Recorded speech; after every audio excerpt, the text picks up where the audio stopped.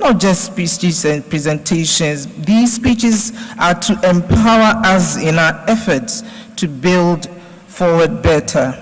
This theme aligns with the upcoming World Trade Promotion Organization's conference being hosted by the Ghana God's Export protection Promotion is Authority in November this year. May He watch At the end over of today's session, May He I'm continue expecting that we will be to protect you. empowered with bold solutions Lord to enable us bounce back sustain better you post the always. COVID-19 May you pandemic. We experience look forward to Jehovah attending the Jireh as a the IATF 2021 with the hope of Every building window on the new normal guarded by to achieve angels innovative from the Lord successes. in Jesus' Akwaba name. once again, and I wish everyone a Psalms very 34 fruitful verse 7 deliberations. says, Thank you. The angel of the Lord encamps around those who fear Him, and He delivers them. Thank you very much. I Please put your hands pray together that one more this will time be for true her. for your home. Dr. May the Efua angel of the Asabia Lord be Asari, thank you encamped for around the setting us place off with where you those abide. kind remarks. Ladies and May gentlemen, you we and want your to family give you be a few quick protected announcements by the in precious terms of blood housekeeping of rules. Jesus Christ. So we are streaming Every live on entry multiple and platforms, gateway and into therefore the smiling is not an May offense. it be fortified, Lots of people are watching us secured, across the continent, strengthened, and a friend of mine and says if covered you smile by the through a mask, we can protective see it in blood your eyes. of So Jesus please smile. We urge you to keep those I masks speak on a blessing unless you're of eating, protection drinking, or over talking your to the home. audience. Now, I'm May it talking to be the audience, so so I can take filled my with mask the off now. presence of the But Lord throughout the program, that please all keep your mask forces on. of Ghana is evil operating will find full it to be COVID rules. impenetrable. We also urge you to put your mobile phones I off speak a or keep blessing them of on silent provision at the over worst. your household. We're also going to ask our May you media lack to stay at the for back. We have nothing. some announcements for you when we're done. I pray Special that interviews He can will still be supply booked before the every program need of ends. yours according to And His we riches hope and you glory enjoy in today's Christ Jesus. program. We want to now invite I to speak give a us blessing remarks of peace from the in your AFTA home. Secretariat, May you experience representing His Excellency Wamkele unexplainable Mene. peace. He is the Chief of May you Staff find your home of to the be a AFTA place of Secretariat. rest, He is a place Mr. of Silva a place that you Ojako. can Please be welcome with a round of refreshed. applause. All because a blessing of peace is at your door. I speak a blessing of joy over your household. May you be of good cheer. Thank you very much, and every day. moderator. May you be of good cheer always. The Honorable Albert May you be of good Cropper, cheer because Deputy Jesus Minister Christ has for Trade and overcome Industry the of world. the Republic of Ghana, I speak a blessing of Ms. restoration Grace over you. Jeanette Manson, If the High enemy Commissioner has of the stolen Republic anything of South Africa, may you to be the Republic of restored Ghana. sevenfold in Mr. Jesus' Dennis Denya, the Executive name. May Vice the Lord President, restore to you Finance, the years that Administration the and swarming Banking locusts Services have of the Afro-Exim Bank, I speak unity, the MD, unity Madam over your Awani Kanayo, May your house be one where there is love my sister, and forgiveness. Dr. May Afua you work together Asabe Asare, and in one accord. the in your executive, home. chief executive of the Ghana Export Promotion May the Authority, Lord be your hiding place in all Mr. Lawrence seasons, through the good Aginsam, times and the through chief the bad executive officer of times. the Ghana Export and Import Bank, I come against CEOs the of negative businesses, influences of the devil. colleagues If from he the tries to sow Afro-Exim Bank strife, and the I AFCFK pray he will Secretariat, have no success. In distinguished Jesus' name. ladies and gentlemen. If the devil tries morning. to sow discord and dishonor, First of all, I would like to then I register rebuke it apologies in from Jesus' name. His He Excellency will be Secretary defeated General in Jesus' Mene. name. We attach a lot of importance to May the your home be Intra-Africa Trade filled with Fair things that edify because it's one and of build the up the faith. avenues through which we Things that can build your promote faith and intra-Africa invite trade. the presence of God. because it gives us the I opportunity pray to that the create Lord will reveal to alliances and an and lead atmosphere you to remove for business all to things business that deteriorate engagement. and pollute. However, Mr. Mene is unable to be with us this morning because of an earlier engagement, so we register apologies. On behalf of Mr. Mene and the Secretariat, we would like to thank the organizers, all of us here, the Afro-Exim Bank, the Ghana Export Promotion Agency, the FCFTA Secretariat, the colleagues, for the participation in the Intra-Africa Trade Fair Roadshow in the Republic of Ghana. This is the second Intra-Africa Trade Fair in the history of the continent since the highly successful one that was held in Cairo in 2018 in December. And that one came on the heels of the signing, just a few months after the signing of the FCFTA agreement. I remember that I was in Cairo and I was chairing the meeting of the chief negotiators of the African Continental Free Trade Area. And I want to believe that during that meeting, which was a critical meeting for the adoption of the modalities for liberalization of trade in goods, the Intra-Africa Trade Fair provided an impetus for the chief negotiators to adopt the modalities. And the chief negotiators agreed to the modalities and recommended the modalities for adoption by the ministers. So this is a defining event for trade in the continent.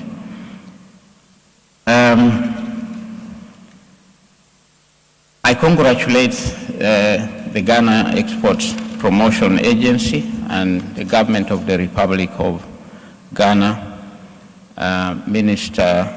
Deputy Minister Herbert Krapper, and the Ministry of Trade for the vision in organizing this roadshow, which seeks to generate necessary enthusiasm and momentum in anticipation of Ghana's participation in the Intra-Africa Trade Fair, and indeed also for the participation of the business community of the member states of the African Union and the state parties to the AFCFTA agreement.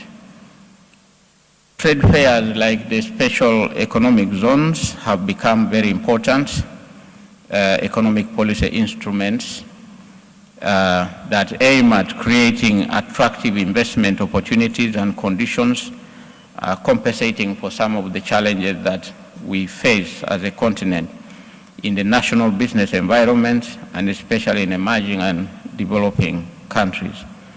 It is therefore instructive to observe that as our economies transition from the aftermath, we're still living with the effect of the COVID-19 pandemic, but we hope that through a re-engineering and through events such as the IAFTF, we have an opportunity yet again to organize ourselves and live a life out of the COVID-19. Permit me to provide some insights onto the AFCFTA, the agreement, and the opportunities it offers for the continent, and in particular for the business community. We all know that our continent is big. It is the largest continent. If you like, it's 3 times the area of China, 3 times the area of Europe, 3 times the area of the United States of America. And if you look at us as one economy, we are $3.4 trillion GDP, which in global terms would have put us as number 5 largest economy in the world, looking at us at Africa as one economic entity. That would just put us behind the US, China, Japan, Germany, and we would be ahead of the UK, ahead of India, and ahead of France. The UN predicts that by 2050, UNECA has said, we will be about 2.5 billion people on the continent. That would be a quarter of the global population, and that is big. And a big part of this population, up to about 60–70%, will be young people, the youth. But at the moment, we are considered generally a big growth market. But if we put our act together, we are a big market, but we are we were still very fragmented before the putting together of the AFCFTA agreement. Today, we have come together as 55 countries, 54 have signed, and 40 of the 54 that have signed have ratified the treaty. We therefore pride ourselves as the largest free trade area in the world based on the participating number of countries, but we know that we will grow from the 3.4 trillion GDP. World Bank projects that when we put our acts together and we put the right things, we will attain an 8 trillion GDP dollar economy by 2035. But we must get everything right before we do that. And I know we can, because we have a determined group of people at the AFCFTA Secretariat and at, with our partners, Afri-Exim Bank, the African Development Bank, and all the African institutions that are putting their efforts together behind the implementation of the African Continental Free Trade Area, including the member states. We see the resolute commitments of the political leadership of the continent. The presidents, the ministers are putting their weight behind the AFCFTA. The scope, as you all know, is very broad. We cover the trade in goods and the trade in services. And we cover investment. We aim to create a conducive investment environment, unifying our investment regimes. We aim to create a conducive intellectual property regime that we shall use to be able to protect the innovations and the thinking that is coming out of our young populations. We aim to create a regulated competition regime and a digital trade, as well as the women and youth in trade. And using those instruments, we believe that Africa will be a destination for investment that shall then lead to our industrialization and to create an atmosphere for us to be able to generate employment for the young population, grow our economies, trade better among ourselves, but also trade better with the rest of the world. At the moment, we're focusing on a number of priorities within the AFCFTA. One of them is to ensure that the tariff offers are met. They are low-hanging fruits. Agricultural trade is a low-hanging fruit. We urge the members of the business community to get your governments to free the areas that you know should be low-hanging fruits that should drive agricultural trade. For example, that should drive trade. For example, agricultural trade. If we treat agriculture in the AFCFTA the same way that we are treating agriculture in the WTO, we will not move. We need to free agricultural trade in the continent. That agricultural trade will be the driver for the regional value chains, which is the other priority of the AFCFTA agreement. The other priority is the industrialization. We're also prioritizing the harmonization of customs and the harmonization of standards, the development of the SME sector, the women and the youth in trade. These are the things that will drive the continent. Honorable Minister, ladies and gentlemen, I wish to take now the opportunity to wish the roadshow in Ghana a success, and that through this forum that we shall be able to generate enthusiasm from the rest of the continent to participate in the trade fair. Thank you very much and have a good day.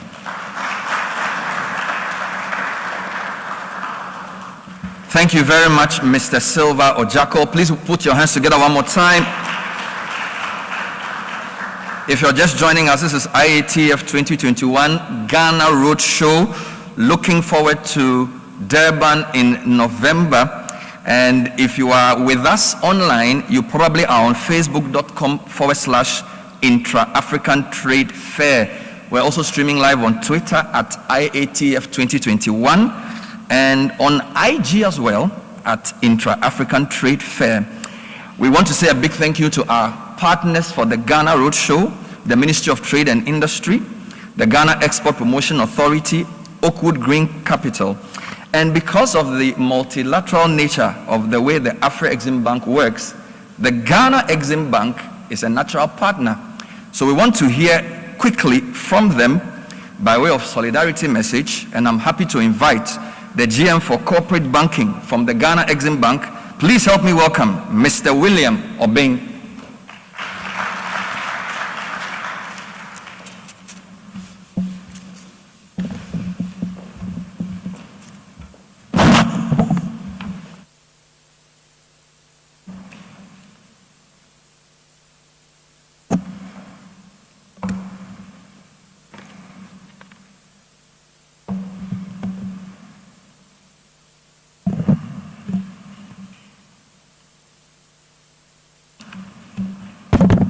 Good morning to you all. Before I start, I want to extend the sincere apologies of my CEO, Mr. Lawrence Agyensem, for his inability to be here. He's been unavoidably detained, so I've stepped in for him. As indicated, my name is William Obeng, and I'm the General Manager for Corporate Banking. Honorable Minister of Trade, the CEO of Ghana Export Promotion Authority, Dr. Efia Asabia Asare, His Excellency, the South African High Commissioner, the MD for Intra-African Trade, Afro-Exim Bank, distinguished ladies and gentlemen, it is my singular honor to represent the Ghana Export-Import Bank and to welcome you to this all-important program. We would want to, first of all, congratulate the Afro-Exim Bank for this initiative, and thank you for the opportunity to also share a little about the Ghana Export-Import Bank and how we are positioning ourselves and Ghanaian industry to take advantage of the continental free trade. The Ghana Export Bank is a policy, Export-Import Bank is a policy bank set up by the government of Ghana in 2016 to support export trade so that as every country wishes for, we would all have the opportunity to have a positive balance of trade. Our short to medium strategy is to support industry, mainly through the One District, One Factory initiative of the government of Ghana. After a careful review of Ghanaian industry, we realized that we need to support industry right from the bottom to build capacity, to position them to actually compete with the pantheon of nations in getting our share of the export trade throughout the world. And in doing this, we are mainly now supporting about 120 companies to build their infrastructure. That is, sometimes we build a full factory or we support them to enhance their capacity to produce more. And we are supporting industry through the full value chain from end to end. And in doing this, we are focused on certain industry which we feel have a very high potential. And to name a few, we have the pharmaceutical industry. We are looking at cocoa processing, Ghana being the second largest producer of cocoa. We're looking at the creative arts, and we are looking at other cash crops such as cashew. And we are also looking at supporting the development of other areas where we have competitive advantage in terms of like the oil palm industry. So we are here this morning to keep everything short. We're here to entreat local industry to actually get fully involved in the Continental Free Trade Agreement, which is a major breakthrough for us. So then we can take our fair share of the Intra-African trade. And we are entreating all of you to be at the Intra-African Trade Fair 21 in Durban, because this serves as an opportunity for Ghana industry to build relationships and to identify potential markets, and this will feed into the development of your capacity here, and so that we can actually take advantage of this huge market which the Continental Free Trade Agreement is offering to us. At this juncture, I would like to say welcome to this program, and we want to say Ghana Import Bank is fully behind our industry players, and we will do all we can within our capacity to support this Intra-African Trade Initiative which has been set up. Thank you very much. Thank you, Afri-Exim Bank. Thank you to you all, and have a wonderful program. Thank you.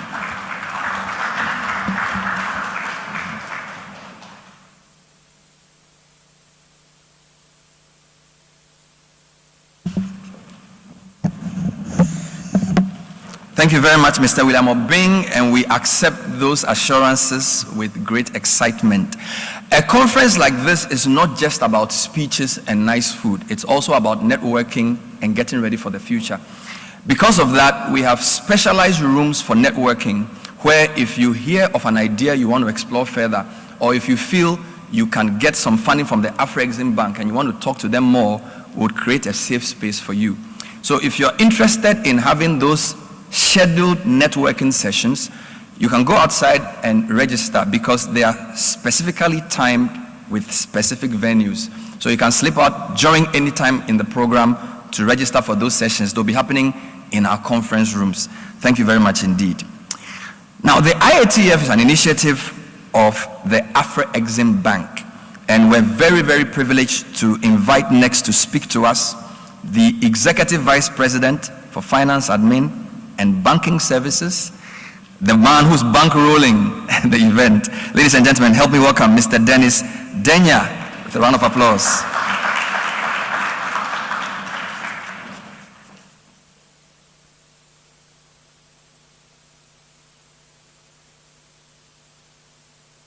This gentleman is carrying me by cleaning.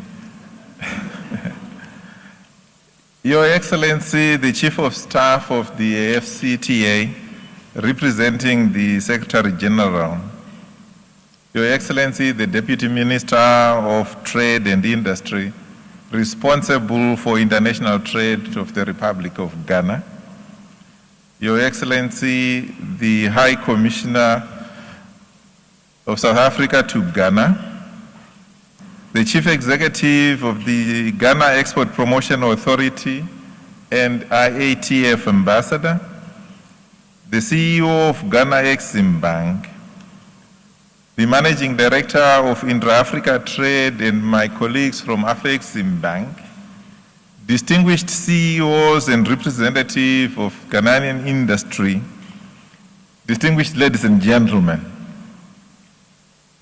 a very good morning to you all, and it is with great pleasure to welcome you to this high-level roadshow on Intra-Africa Trade Fair in Ghana.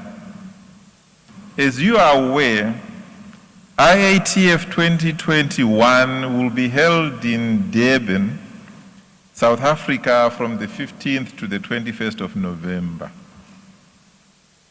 Today's roadshow in Accra aims to empower the people of Ghana with information on the trade fair, its importance, its role in supporting African integration, and the success of the AFCTA, and serve as a rallying call for the full participation of Ghanaian business community in the trade fair in November. As a Pan-African multilateral trade finance institution with a mandate to promote and finance intra and extra-Africa trade, Afri-Exim Bank is championing and promoting the expansion of trade and investment on the continent. Your Excellencies, ladies and gentlemen, Let me begin by setting the context with which we conceived and championed the trade fair. You will recall that in 2013, African heads of states and government adopted Agenda 2063, the Africa we want, a blueprint for transforming the continent into an integrated, prosperous, peaceful Africa, driven by its own citizens, representing a dynamic force in the international arena. Among the first flagship projects under Agenda 2063 is the establishment of the AfCFTA to stimulate intra-Africa trade and advance economic development and integration. This historic agreement came into force January 1, 2021. Ladies and gentlemen, Africa is indeed making history. The AfCFTA has created the world's largest free trade area since the creation of the World Trade Organization, as the Chief of Staff of AfCFTA stated. United as a single market, the AfCFTA creates a market of over 1.3 billion people with a GDP of over $3 billion US. The AfCFTA promises to revolutionize trade, reshape markets across the region, and boost the output in the manufacturing and service sector. Indeed, as we have been reminded time and time again by our President and Chairman of the Board of Directors of Afro-Exim, Professor Benedict Orama, the AfCFTA offers us the opportunity to shake off once and for all the shackles that have held us back, including the following: market fragmentation, lack of economies of scale, reliance on the export of primary commodities, underdeveloped regional value chains, tariffs and non-tariff barriers. These have resulted in very low percentage of intra-Africa trade, which has averaged 15% in the couple of years, and continuously subjecting Africa's growth and development to external forces. At Afro-Exim, we are guided by our medium-term strategy dubbed Impact 2021, Africa Transformed. Intra-Africa trade, industrialization and export development, trade finance leadership have been the main focus of the bank over the last 5 years. The bank has rolled out a number of initiatives and products whose objectives are to stimulate Africa's transformation.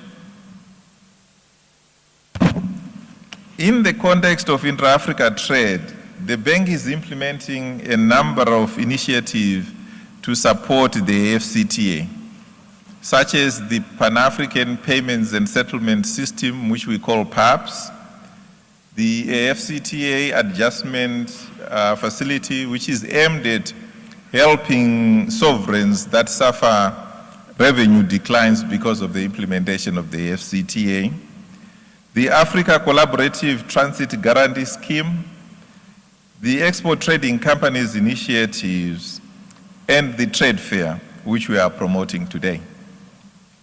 Ladies and gentlemen, as one of the biggest economies in West Africa, Ghana has a vital leadership role to promote intra-regional trade and investment. And in the participation and contribution of the private sector of Ghana, it is key in the success of AfCFTA.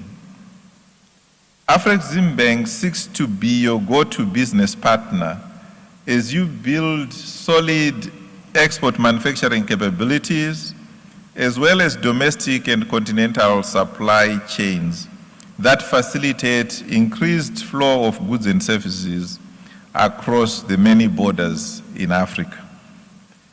As we implement your export diversification strategies to diversify beyond agriculture and primary products, Afreximbank avails itself to support you in addressing your constraints to industrialization. Over the last couple of years, the bank has disbursed over 1.7 billion US dollars to Ghanaian companies and the sovereign. We are currently working on a pipeline which exceeds $500 million US dollars worth of transactions to support the business community. Ladies and gentlemen, the trade fair specifically plays a significant role in making intra-Africa trade a reality by providing a sustainable platform for buyers and sellers, investors, governments to connect, exchange trade, investment and market information, and more importantly, to actually conclude transactions. The importance of the trade fairs in promoting intra-Africa trade fair, in the intra-Africa trade, was recognized as early as the 1980s. Some of you will recall the Lagos Plan of Action, as well as the Abuja Treaty, which called for the adoption of the All Africa Trade Fair by the Organization of African Unity as an instrument of trade promotion. The action plan for boosting intra-Africa trade, BIAT, that was endorsed by the AU Summit in 2012, also highlighted the lack of access to trade information as a key in hindrance to intra-Africa trade. The AU tried to organize the All-Africa trade in the past, but without support of financial institutions, it was not possible. In 2018, Afreximbank, working with the AU, managed to organize the inaugural trade fair in Cairo, Egypt, which attracted over 1,000 exhibitors coming from 45 countries across the world.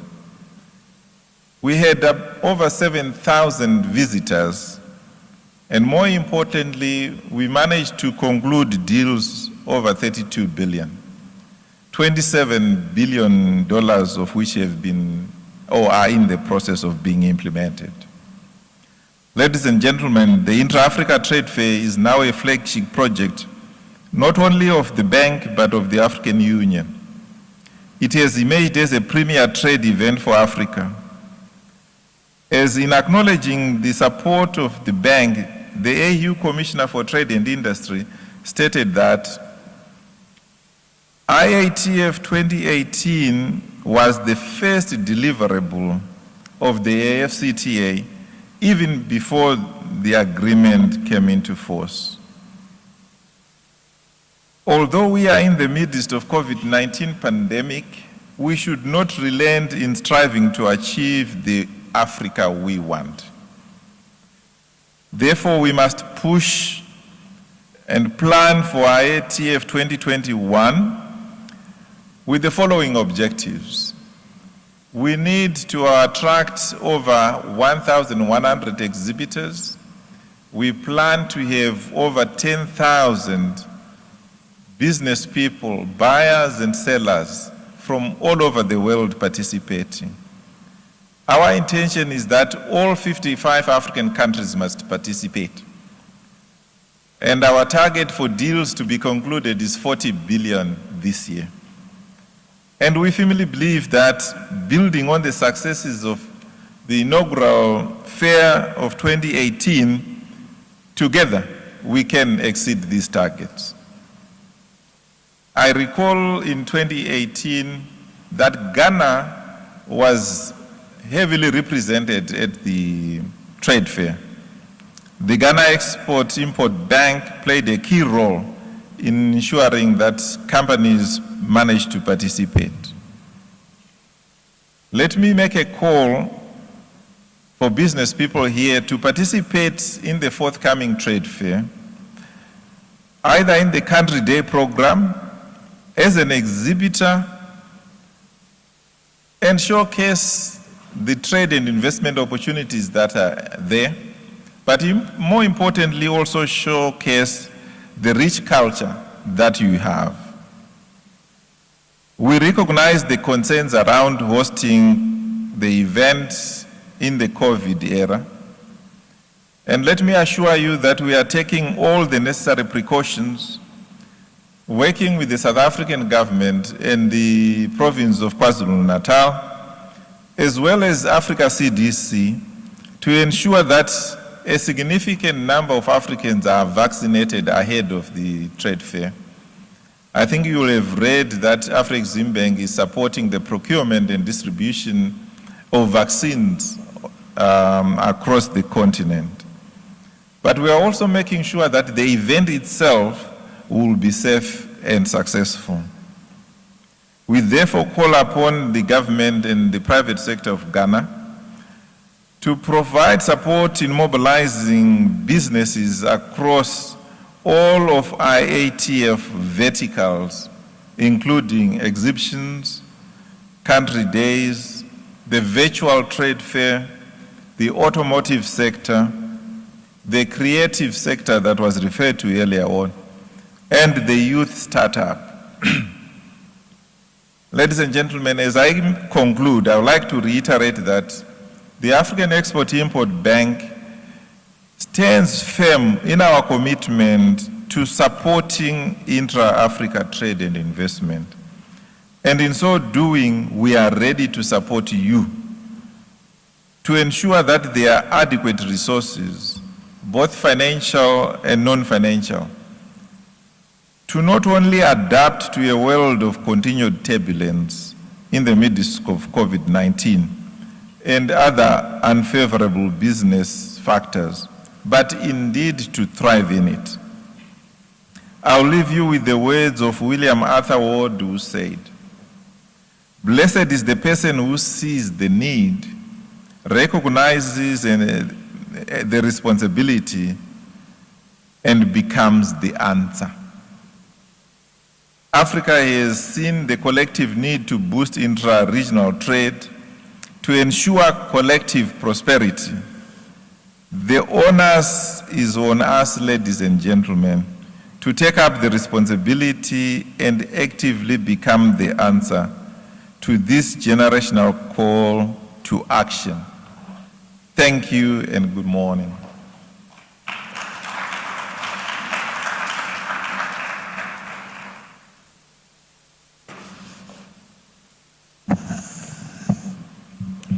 Thank you very much, sir, for that great speech. Did you enjoy that? Please put your hands together one more time for him.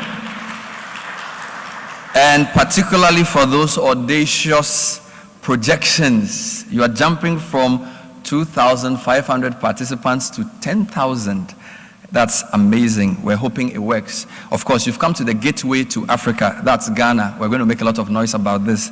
And the Ghana delegation will be very large indeed. We want to say a big thank you to KwaZulu-Natal State for supporting this program. Let's put our hands together for the KwaZulu-Natal province. And we also acknowledge all our viewers on our social media platforms, Facebook, IG, and Twitter. If you have any comments, you can post them on the stream. We are very happy to communicate with you.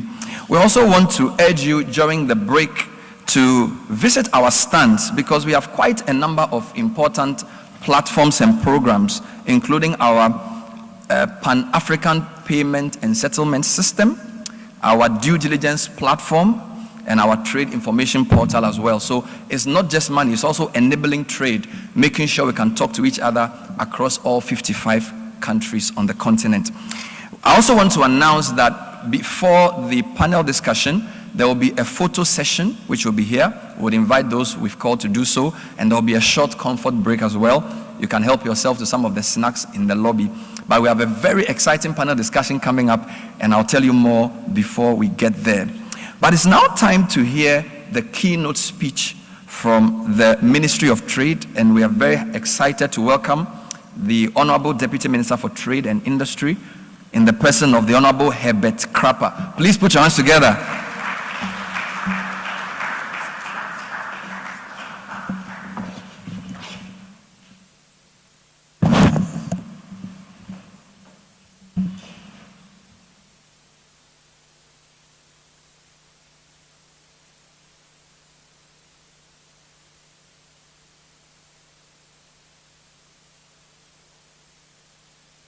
Her Excellency, Ms. Grace Janet Mason, South African High Commissioner to Ghana, Mr. Silva Ojako, Chief of Staff of AFTA Secretariat, Dr. Efwa Asabia Asari, Chief Executive Officer of the Ghana Export Promotion Authority and IATF Ambassador, representative of the Ghana Exim Bank, Mr. Dennis Denya, Executive Vice President, Finance, Administration and Banking Services, Afri-Exim Bank, representatives of Association of Ghana Industries and Ghana National Chamber of Commerce and Industry, our friends from the media, distinguished invited guests, ladies and gentlemen. It is a great honor for me to deliver the keynote address at the official Ghana Roadshow for the Intra-African Trade Fair 2021, the first of the country roadshows towards Durban. And at the very outset, I believe it is appropriate to commend the remarkable efforts of Afri-Exim Bank and the African Union for the foresight to initiate a biennial continental trade fair to help boost intra-African trade among member countries on the continent. I should also take the opportunity to welcome all of you to beautiful Accra, what is gradually becoming befittingly the trade capital of Africa. Ladies and gentlemen, the Intra-African Trade Fair 2021, which is scheduled to be held at the Durban International Convention Center, South Africa, from 15th to 21st November 2021, aims at enhancing the prospects of the African Continental Free Trade Area, whose objective is to create a single continental market for African goods and services. With a population of about 1.3 billion people and a combined gross domestic product of 3.4 trillion United States dollars, Africa's free trade area will also allow free movement of persons, businesses, and investments, and thus gradually accelerate the establishment of a customs union. The Intra-African Trade Fair is an indispensable market access and information sharing avenue necessary to unlock the benefits of implementing the African Continental Free Trade Area. Africa's free trade area, when fully implemented, would help close the trading gap among African countries. Ladies and gentlemen, a major contributing factor to this gap is a lack of access to cross-border trade and market information.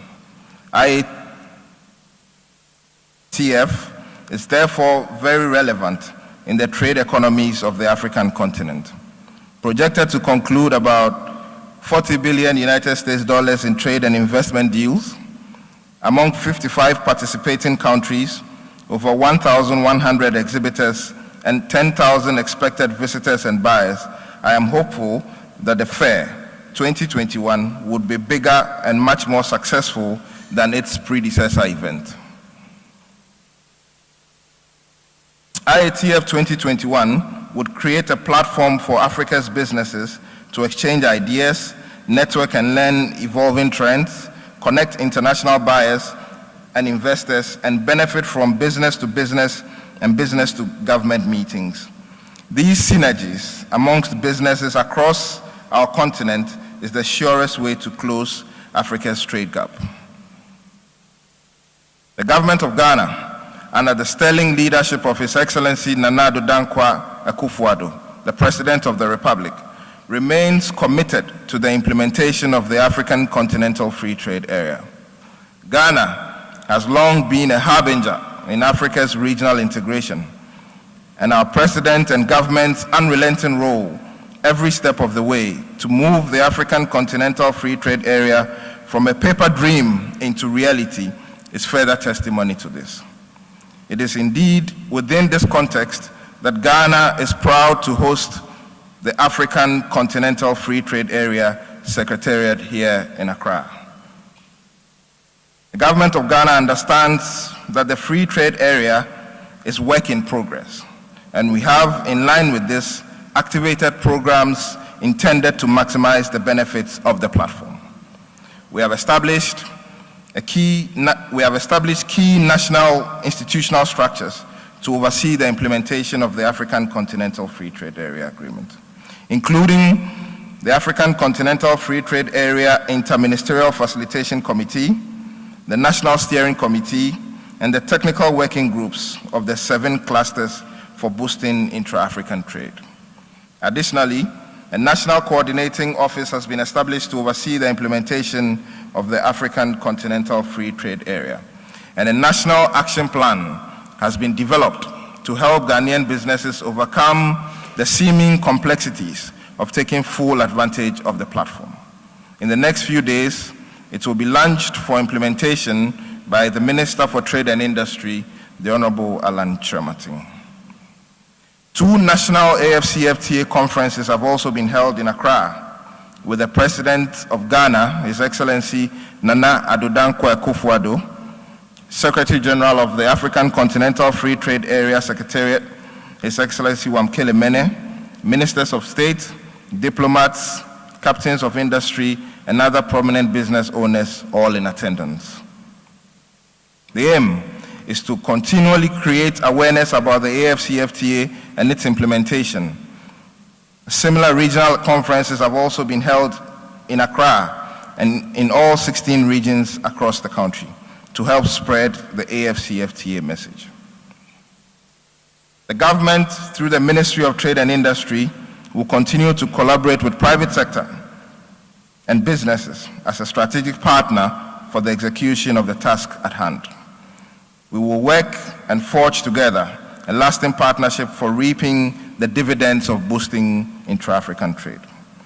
Distinguished ladies and gentlemen, Ghana's current exports to Africa stands at 1.4 billion United States dollars. And although our exports to the continent have been growing at an annual rate of 10.2% since 2015, Ghana's total share of intra-African trade is only 4%. The Intra-African Trade Fair provides an opportunity to significantly improve on this, and I wish to urge all Ghanaian businesses to fully participate in the fair. COVID-19, ladies and gentlemen, has evolved new trends. Virtual has become the new way, and I am told that these days, even parties can be held virtually. I will encourage the organizers of the fair to strengthen and promote vigorously its virtual merchandise store initiative. I would like to also suggest the adoption of enhanced mechanisms for tracking accurately all deals concluded at the fairs and comprehensively register exhibitors and buyers for future feedback and follow-ups. Thankfully, Ghana has been shortlisted as a possible candidate and host destination of the fair in 2023. The host bid evaluation committee under the auspices of the IATF Advisory Council carried a due diligence exercise here in Accra from 16th to 17th of August 2021. We are hopeful that the trade capital of Africa will be selected to host the fair in 2023. Hosting the Intra-African Trade Fair in Accra, where the Continental Free Trade Area is headquartered, would be bringing the all-important event home, and at a crucial time when implementation of the AFCFTA agreement would be taking full flight. On behalf of the government and people of Ghana, I want to once again assure the organizers of the fair of our fullest participation in this year's event and urge other African countries on the continent to do same. I wish you all a productive roadshow discussion on IATF 2021, and thank you for your attention.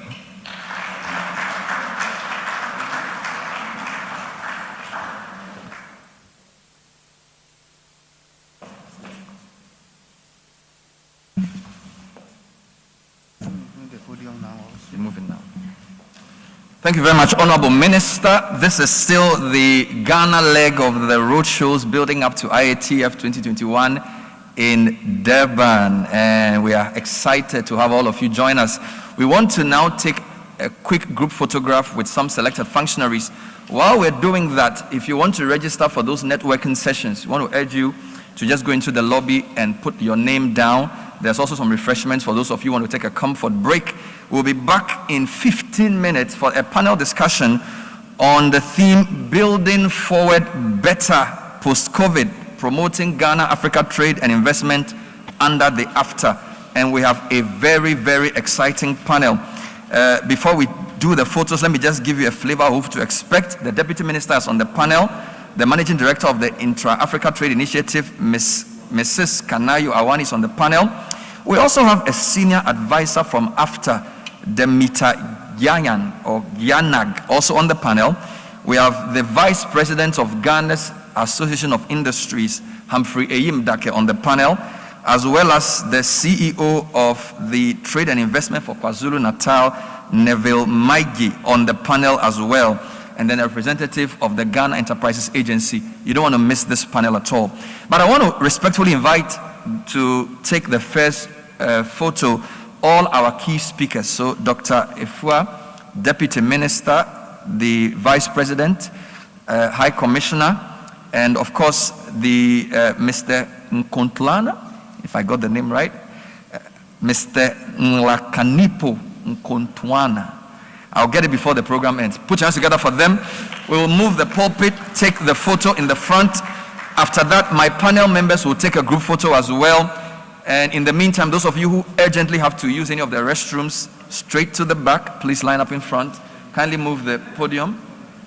Yes, photographer, please come up stage. Please come up stage. We'll take the photo with the background. Yeah, thank you very much indeed. Panel members here present, you will take the next photo as well.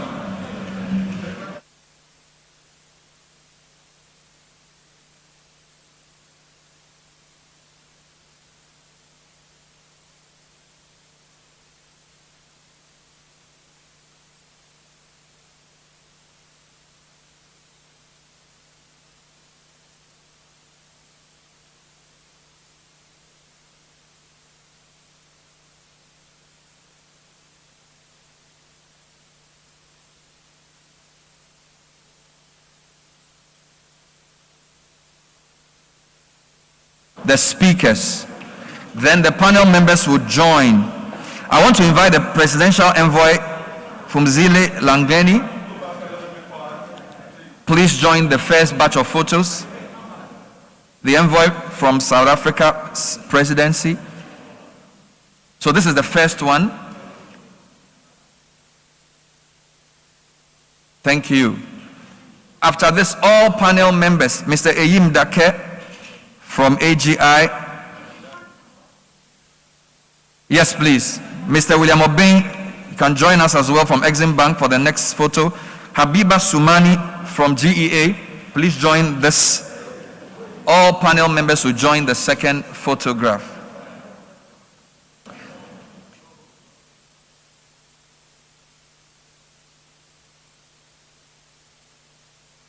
And the rep from Oakwood, can you join the last photo as well? She's joined as well. Thank you very much. Thank you very much. You can resume your seats. We're coming back at 11:30. We're coming back at 11:30. Yes. Yes, please. We're coming back at 11:30 for the panel discussion.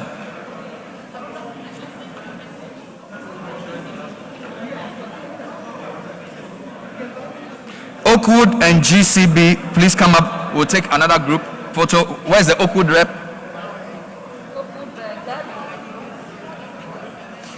Kofi Adomaku, CEO of GCB Bank. Gabi Edgar, Principal Consultant, Oakwood Green. Please join some of our speakers to take a photograph.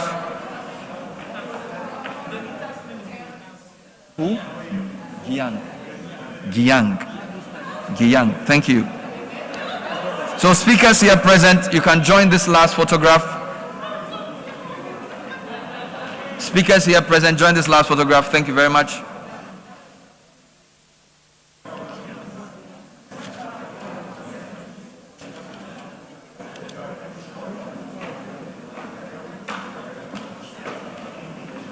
This is the last call. We're very happy with our partners. Oakwood Green Capital, thank you for your support. GCB Bank, we acknowledge your presence as well. Ghana Exim Bank, Ghana Export Promotions Authority, AGI, Ghana National Chamber of Commerce and Industry, and all the Ghana partners. Thank you very much for your kind support. Special shouts to the KwaZulu-Natal province and for the delegation you brought and your massive support making this possible. We acknowledge the presidential envoy Phumzile Langeni. Thank you for being here. The panel discussion is in 10 minutes. The panel discussion is in 10 minutes. Please feel free to visit our stands, pick up some of the brochures, help yourself to our snacks, and book our meetings, book the networking sessions between now and 11:30. Thank you very much. We'll be back at 11:30. Have a great morning.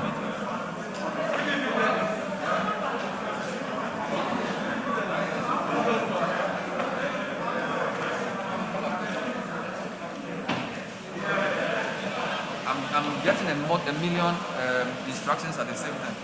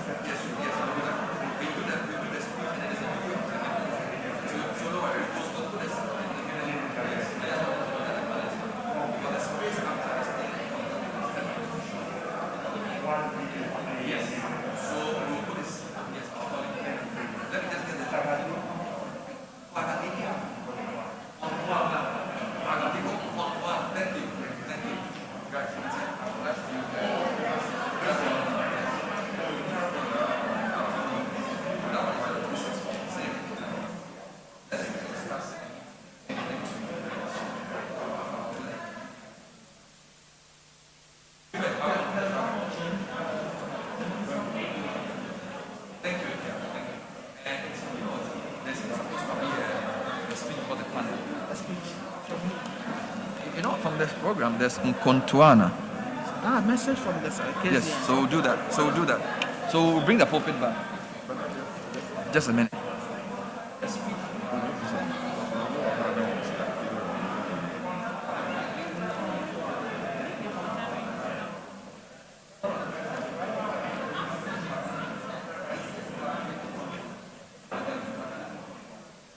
So he's going.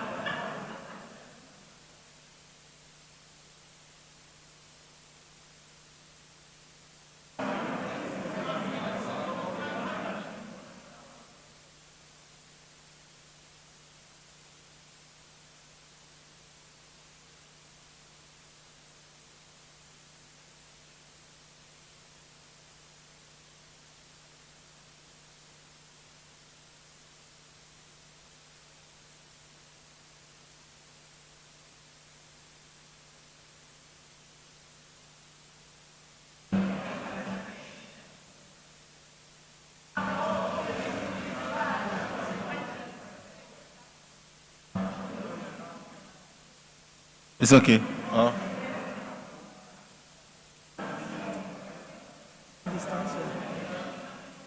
Okay.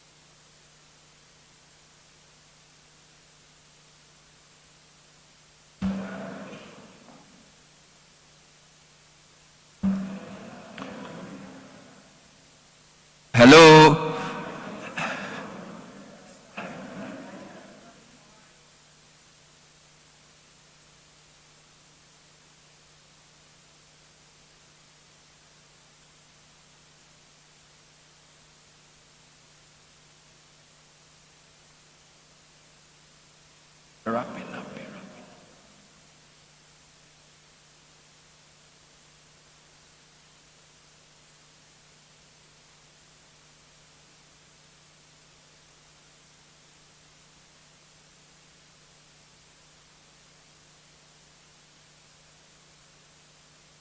Thank you very much.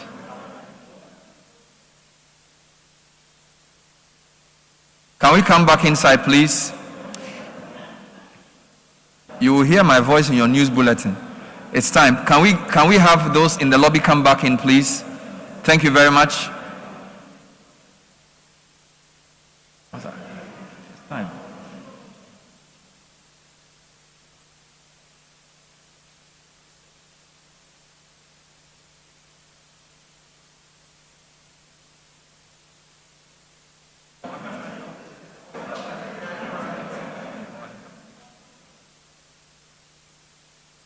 Thank you very much indeed. Thank you very much indeed. There's more opportunity for interviews at the end of the program. So media people, thank you. You can do the rest of the interviews in the lobby. Those in the lobby, please come back for the second part of the program.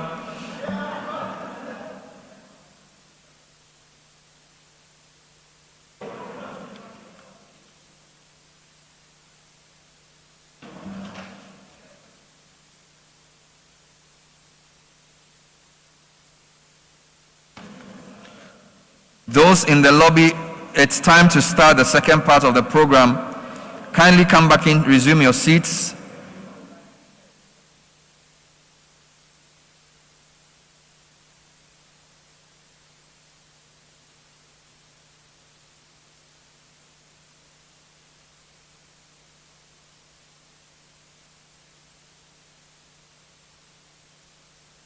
And those at the back, you may want to move closer to us. Some of the seats in front are available. We want to have a nice, compact team. So if you are anywhere behind the cameramen, you may want to move forward. We have spaces in front for you. And those in the lobby, if you can hear me, please come back in for the second part of the program. Those of you sat behind the cameramen, you can move forward. There are spaces in front for you. If you are anywhere behind the cameraman in the middle, please come forward. We have some spaces in front for you. And those in the lobby, if I can get some ushers to help me bring them back in as we start the second part of the program. Thank you very much.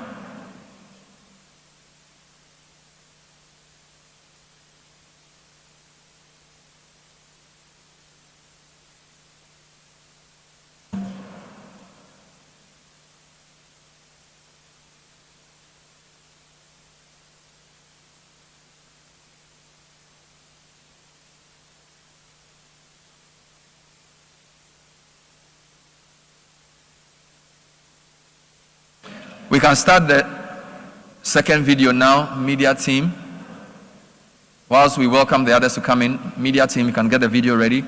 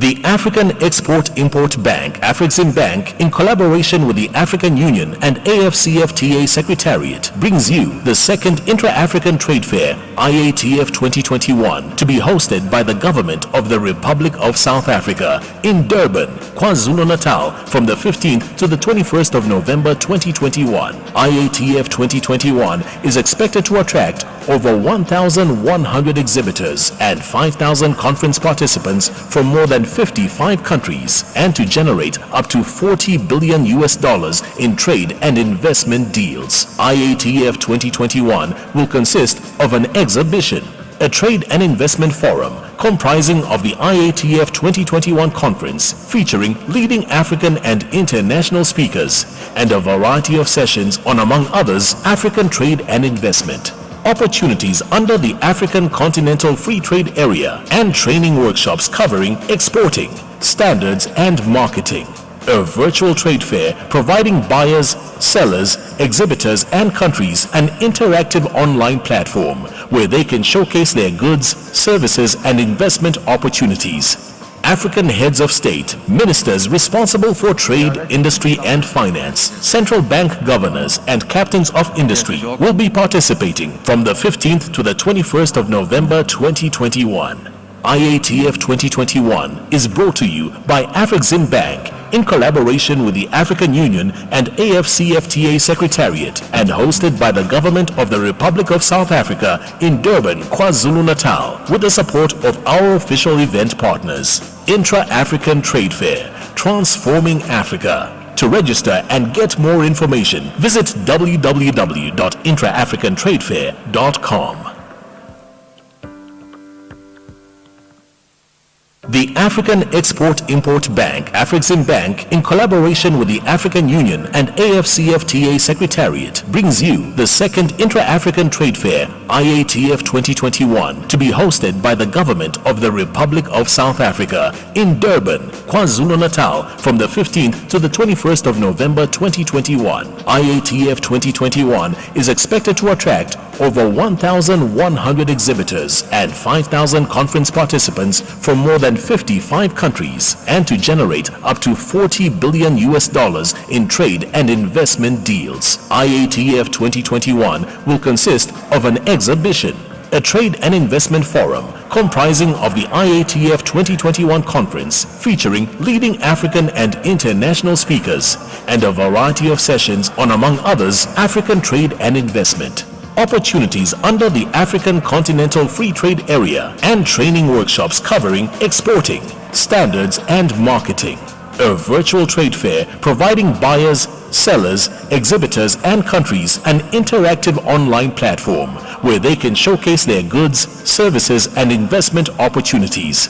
African heads of state, ministers responsible for trade, industry, and finance, central bank governors, and captains of industry will be participating from the 15th to the 21st of November 2021.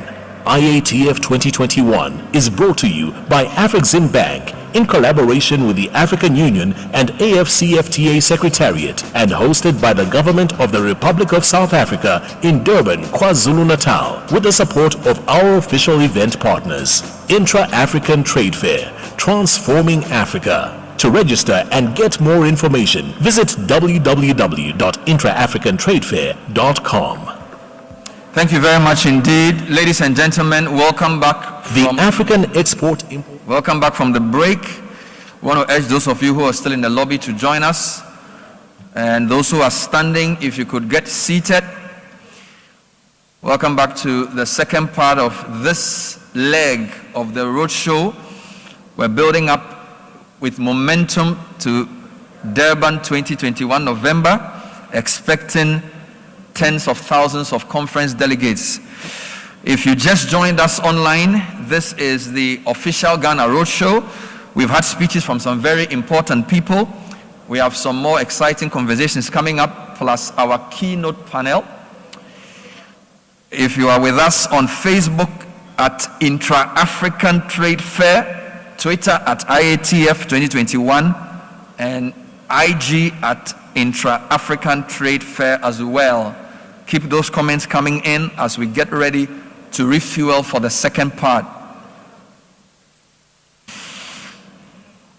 Before we get into the panel discussion, we want to set the scene nicely, and we want to find out how ready is KwaZulu-Natal to host IATF 2021. We're very privileged to have the HOD for Economic Development, Tourism and Environmental Affairs, South Africa, Mr. Nhlakanipo Nkontwana, to bring us a very exciting presentation. Let's welcome him with a round of applause.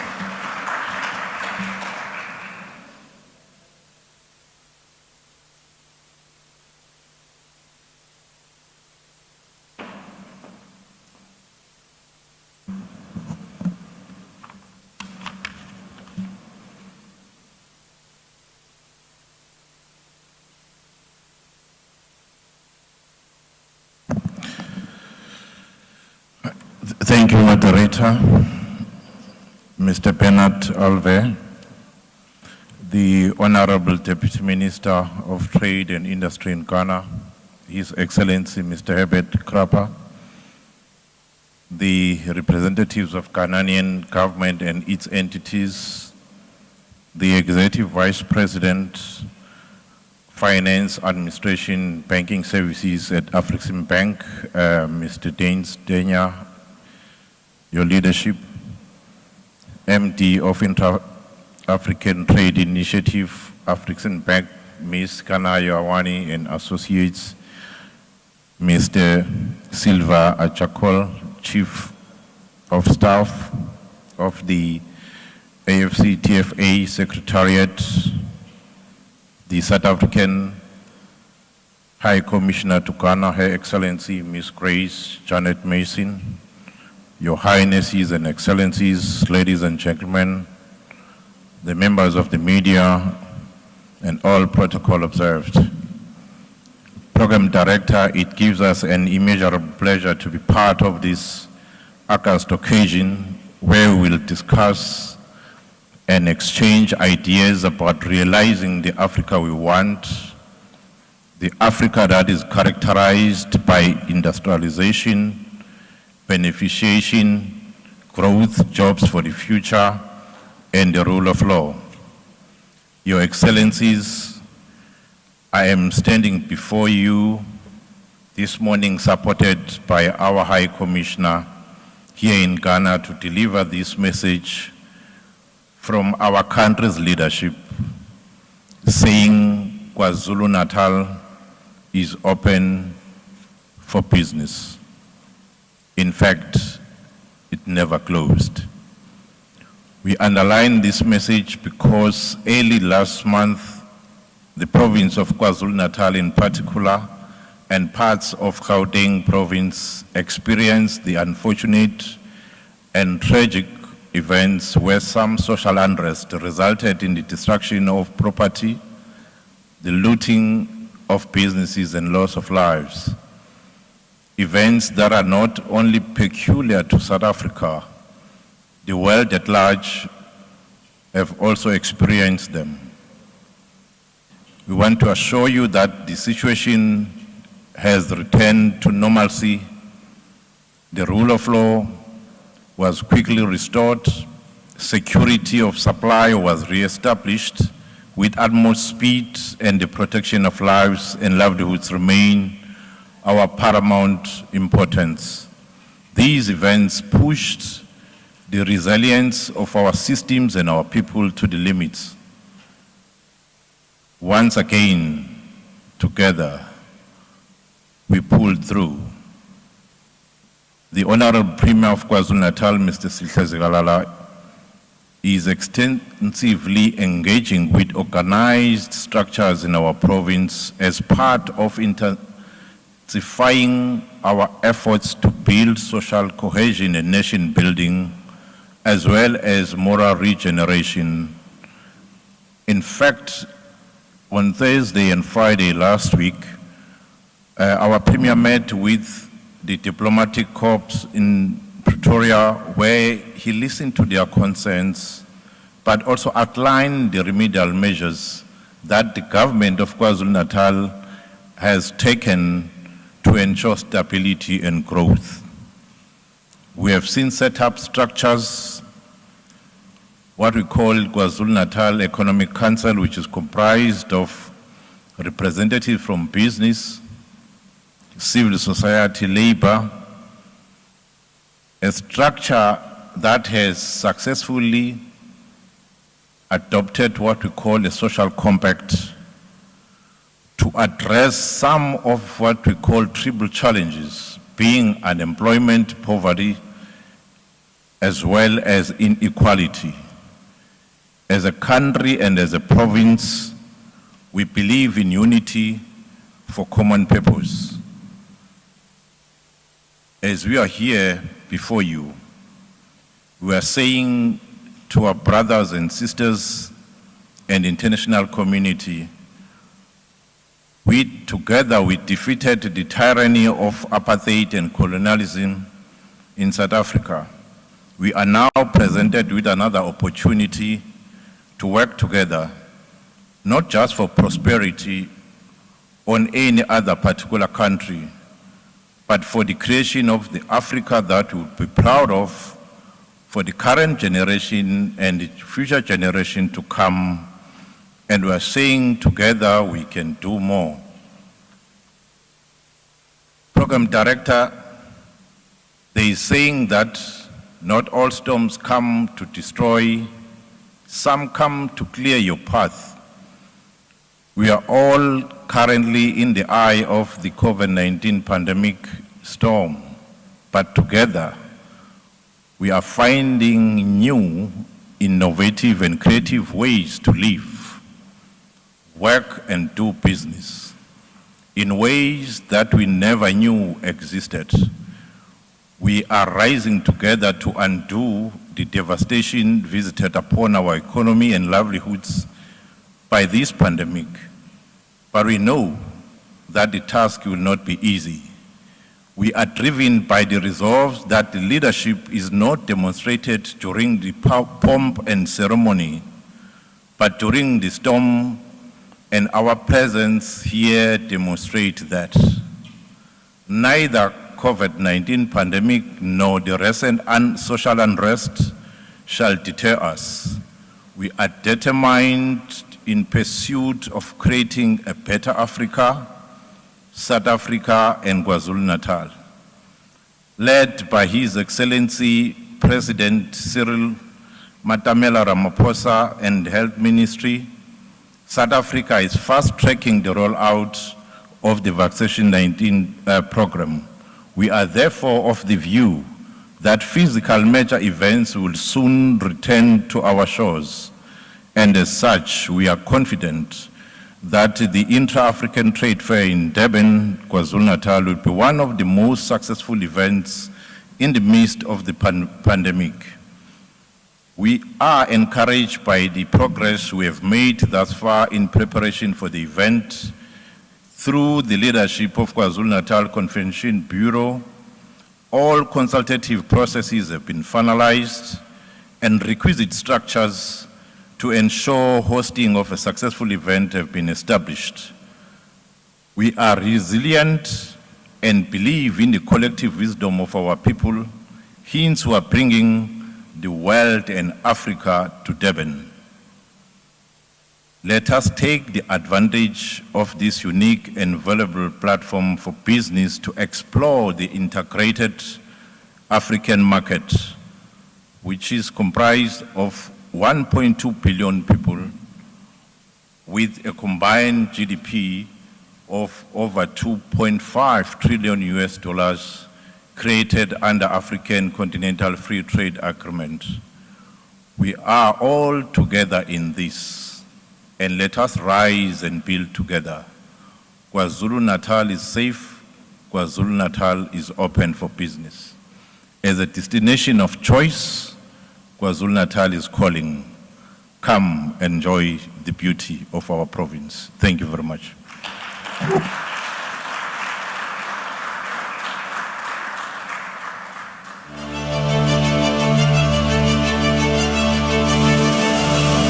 KwaZulu-Natal is an enticing, sophisticated, and spectacular destination. As one of South Africa's 9 provinces, it is the country's second largest economy. The ambitious future growth of the province lies primarily in its positioning as the gateway to Africa. Nowhere else in the continent is the combination of sea, land and air logistics being more developed and optimized as it is in KwaZulu-Natal.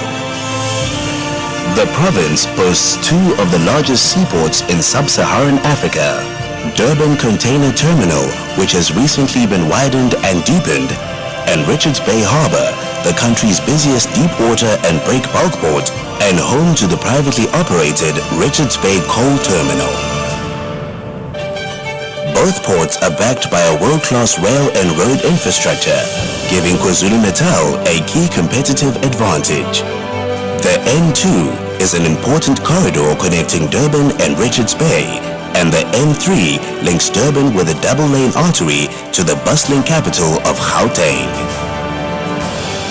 When it comes to fast, agile access to global markets, King Shaka International Airport is Southern Africa's premier air logistics platform. Situated at the Duba Trade Port, this area truly prioritizes integrated air services. The province has the second highest export propensity as well as the second highest level of industrialization in the country. Toyota South Africa, the country's largest vehicle manufacturer, is located in the province, as are several major national suppliers. The ship repair, shipbuilding and boat building industries also have a long and proud history in Durban. The province's chemical and plastic subsector is well established, versatile and diversified. Minerals and mining are key industries in the northern areas. KwaZulu-Natal's agricultural sector boasts a wide diversity of high-quality agricultural land, and it is the country's leading producer of timber and manufacturer of timber products. KwaZulu-Natal is also striving to be a strong ICT and electronics contributor. To ensure growth and development of its wide variety of sectors, special economic zones have been identified as a conduit for economic growth. With its subtropical climate and breathtaking settings, KwaZulu-Natal is South Africa's domestic tourism leader. From its metropolitan heart in Durban, you will never be more than 3 hours away from the pristine beaches of the south, the majestic Drakensberg to the west, or the Isimangaliso Wetland Park in the north. As a place to live and work, KwaZulu-Natal offers world-class infrastructure and excellent medical, educational, social and cultural facilities. A skilled and semi-skilled labor pool also ensures that current and budding enterprises will have the right people readily available.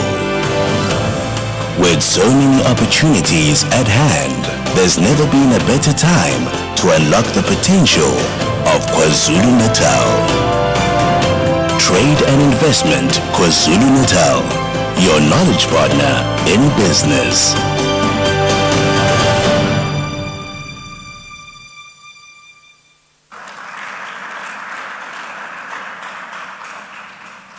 KwaZulu-Natal is ready for us, but are we ready for KwaZulu-Natal? We'll find out soon in the next panel discussion. I want to invite my panelists to come up stage. In no particular order, Mr. Nyami Befi is representing the Deputy Minister of Trade. Mr. Antonio Befi is a special technical expert on bilateral and multilateral trade for Ghana. Thank you, sir, for being here with us. Also want to call upstage Mrs. Kanayo Awani, Managing Director of Intra-African Trade Initiative, Afrexim Bank. Thank you very much indeed for being here. Senior Advisor Customs and Trade Facilitation for AFTA, Ms. Demita Ayang. Thank you very much for joining us. The Vice President of the Association of Ghana Industries, Humphrey Eyim Dake. Thank you very much for being here. Humphrey, thank you. And we also are privileged to have the Director of MSME Development for GEA, Habiba Sumani, here with us. Habiba, please come up stage. Thank you. And certainly last but not least, the CEO of Trade and Investment for KwaZulu-Natal, Mr. Neville Maggie, also here with us. So for those of you wondering, so that's like the GIPC of KwaZulu-Natal, they boost investment and trade. Thank you very much indeed. We have a short video to just get things going before we talk to the panel whilst we check their mics. The African Export-Import Bank, Afreximbank, in collaboration with the African Union and AFCFTA Secretariat, brings you the second Intra-African Trade Fair, IATF 2021, to be hosted by the Government of the Republic of South Africa in Durban, KwaZulu-Natal, from the 15th to the 21st of November 2021. IATF 2021 is expected to attract over 1,100 exhibitors and 5,000 conference participants from more than 55 countries, and to generate up to $40 billion in trade and investment deals. IATF 2021 will consist of an exhibition, a trade and investment forum comprising of the IATF 2021 conference featuring leading African and international speakers, and a variety of sessions on, among others, African trade and investment, opportunities under the African Continental Free Trade Area, and training workshops covering exporting, standards and marketing. A virtual trade fair providing buyers, sellers, exhibitors and countries an interactive online platform where they can showcase their goods, services and investment opportunities. African heads of state, ministers responsible for trade, industry and finance, central bank governors and captains of industry will be participating from the 15th to the 21st of November 2021. IATF 2021 is brought to you by Afreximbank in collaboration with the African Union and AFCFTA Secretariat, and hosted by the Government of the Republic of South Africa in Durban, KwaZulu-Natal, with the support of our official event partners. Intra-African Trade Fair, transforming Africa. To register and get more information, visit www.intraafricantradefair.com. Thank you very much indeed. 21st of November 2021. IATF 2021 is brought to you by Afreximbank in collaboration with the African Union and AFCFTA Secretariat, and hosted by the Government of the Republic of South Africa in Durban, KwaZulu-Natal, with the support of our official event partners. Intra-African Trade Fair, transforming Africa. To register and get more information, visit www.intraafricantradefair.com. Fantastic. And we're looking forward to being in Durban in November. Thank you very much for joining the panel. I need to say that the panel discussion is not just a conversation between myself and the panelists, but it's also a conversation with you. And we've readied some mics in the audience. If you have questions to ask, let us know.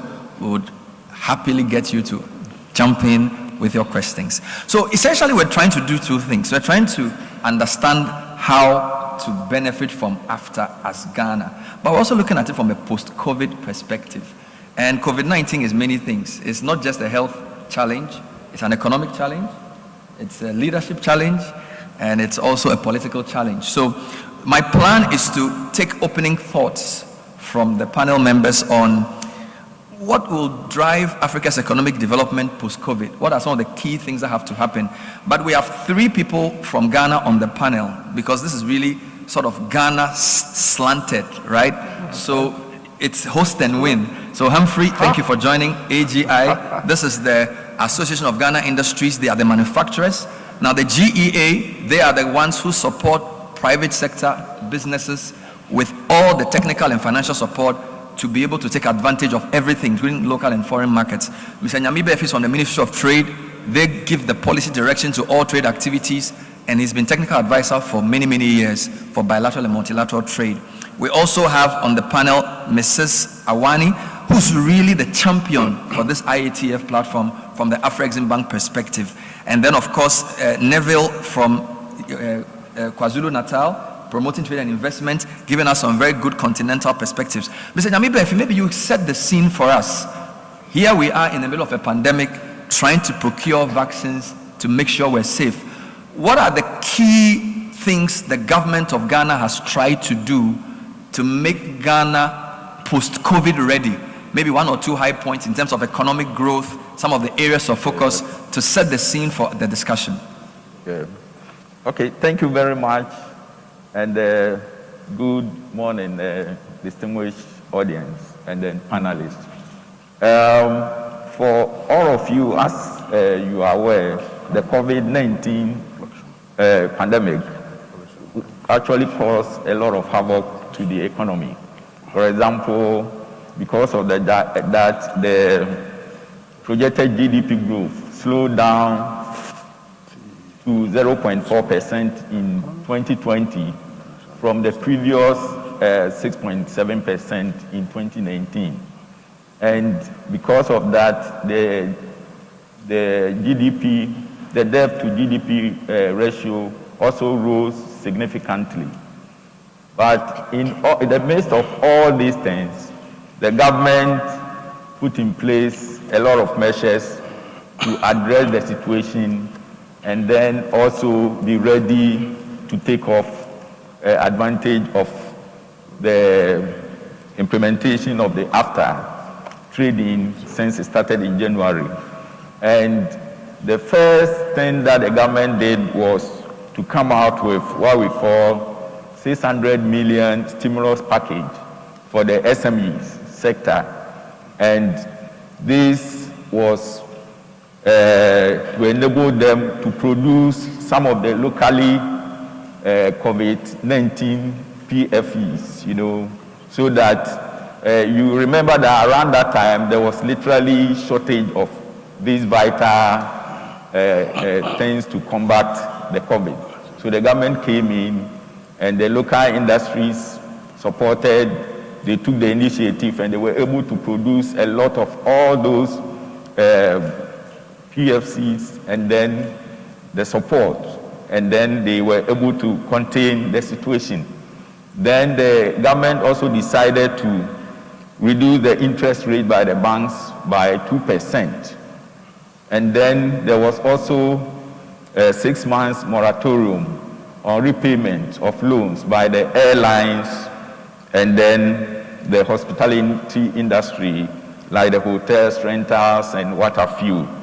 Then the government, in the process of all those things, also came out with this 100 billion, what we call the CARE program, the COVID alleviated and revitalized enterprise support, that became a kind of soft loans, that were given to the various enterprises to address the situation.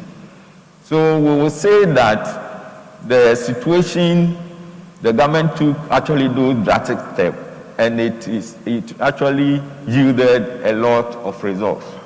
Meanwhile, for the Ministry of Trade also, in addition to that, we also adequately prepared to take advantage of the implementation of the AFTA. We'll come to that. I just wanted to get a sense of the government's response. So you've said there was a macroeconomic response, there were fiscal and monetary incentives. The person to ask if these incentives have worked are the two people in the middle. So you are AGI, you're the manufacturers in Ghana, and GEA, you support the smaller companies. So Humphrey, are we still in pre-COVID areas of depression, or would you say the stimulus of government and all the incentives he talks about, how far have those worked in getting the private sector and industry ready to face the after that we are here to talk about? All right, thank you, Bernard, and good afternoon to the panelists and the audience. What stage of COVID are we? I believe we've gone beyond the pre-stage. We currently are at the stability stage. Then you do the post-COVID analysis and activities. So considering that you're on the post-stability stage, one, we want to do an impact analysis of the various interventions as spoken by my earlier speaker, Mr. Berfi, on the government's role. Yes, government did a few reflections and then re-strategized its agenda on the macro-micro economic front and then deployed a number of interventions. The impact analysis of the said interventions could be felt at the stability stage and the post-COVID stage. That gives you the preparedness to do the post-COVID action plan and activities. So from industry perspective, Yes, we're excited when we saw government coming in with such interventions, very bold ones. We could mention the CARE project, or Batampa project, the interventions for the SMEs, and other related ones for the hospitality industry, so on and so forth. Part of these interventions are all very good intentions.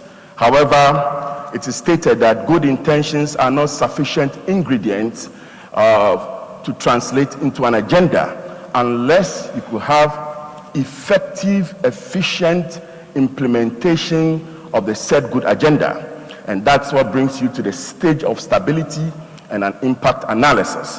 The impact analysis will come from various quarters depending on your degree of impact of the COVID in the pre-era, because the COVID hit every sector differently. So some SMEs benefited from some of the interventions. The quantum of funds might be reasonable for some SMEs, but as you progress in the ladder of the categories of industries, it will vary, and therefore some policy interventions are needed. Some reversal on tax interventions are needed to give us the solid stability to proceed onto the next stage. So the analysis are in various stages, and I think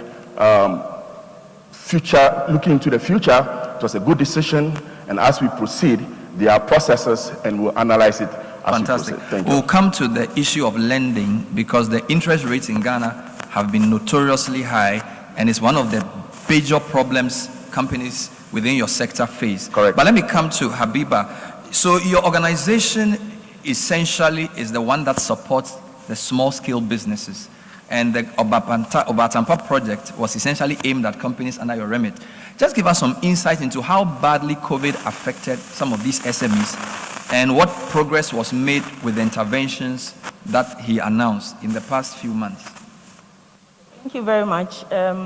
For us as an agency, by our mandate to support the sector, when COVID hit, we saw it as a need to rally around and have conversations with our partners, and especially with government. And these conversations were had, bringing forward the information from the sector stakeholders, being the micro, small, and medium enterprises, the challenges they were facing at the time, and the need to quickly intervene to avoid job losses and shutdown of various businesses and so on.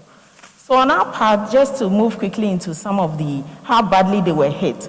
For instance, there was an SME who was exporting, then not even to Europe or America, just to our neighboring countries, Liberia, Cameroon, and so on, within the West African sub-region. Woke up one morning and realized they could not export. They had produced goods and they were sitting there. It means cash being locked up. They had inventory sitting there. They cannot quickly turn these around. So the conversation they would have typically with us is, how can you come in to help? Because at that desperate moment, the person doesn't even have the freedom to even think. They are not thinking in a straightforward manner. They need someone to open their eyes to simple ideas that you think that it should already come to mind. So that is how badly it even hits your psychology as a business person. Not to talk of your employees, they are desperate, asking you what the next day would look like. Are we losing our jobs? So at that point, there is panic. So immediately we come in to give that kind of emotional support to let them understand that beyond COVID is here, we are doing as much as possible to come in to help you, not just with financial support or technical assistance, but we will walk the journey with you. That's the first step, to give them that level of assurance. And then moving on, the various interventions, we realized that SMEs are at various stages. Those that were more strengthened in terms of their systems, they were quickly able to adjust in terms of working from home and then having the right supply systems and logistics arrangement to move things around, even within the country. But there were some that were not at that level. So they didn't have the systems in place. So the breakdown can easily, they could easily break or shut down in terms of, for instance, when lockdown happens and supply of raw materials could not get into Accra, for instance. Some people did not have even enough inventory, although they had demand coming through. They couldn't supply. So for us, we look at all these aspects of challenges confronting these small businesses, especially the micro and the small. The medium, somehow they manage to pull through.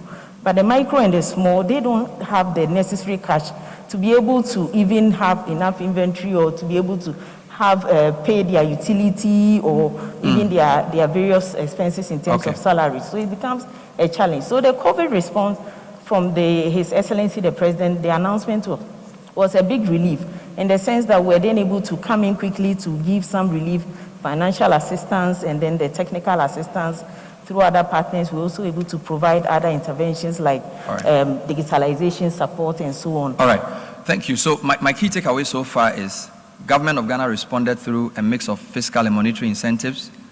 We are in the stability stage. We are not fully post-COVID yet. And from the sense I get, the results have been above average, fairly mixed, but we are not out of the woods yet. Fantastic. Now, let me take a trip to South Africa and come to Durban, because in watching your documentary, you are one of the largest ports. And one of the things we saw with COVID was that trade essentially went dead, all right? Now you're saying we should come in November. Two things I want to hear from you. How badly did COVID hit the KwaZulu-Natal economy? And how much have you recovered to be so bold enough to say you want to host 55 African countries? Because don't forget, in COVID, people look inward. They want to solve their problems first. You're saying, I'm ready for 55 countries, 10,000 people. Clearly, you've seen something we haven't. So I have a double-barrel question for you, Neville. No, thank you very much, and thank you for the invitation, and good afternoon. We have to all acknowledge one critical thing, which is that the pandemic really caught us all off guard. It was something that we were not prepared for. It's something that no country in the world knew how to react to it. South Africa responded by, of course, doing a hard lockdown, which effectively meant no trade for a specific period of time. And then it was then cascaded into different levels. Level 5, which is the hard lockdown, which was absolutely no trade, no activity, etc. Now, having gone through that, and with the experience of the hard lockdown, the ripple effect and the consequence of the hard lockdown resulted in a lot of businesses suffering. No international trade, and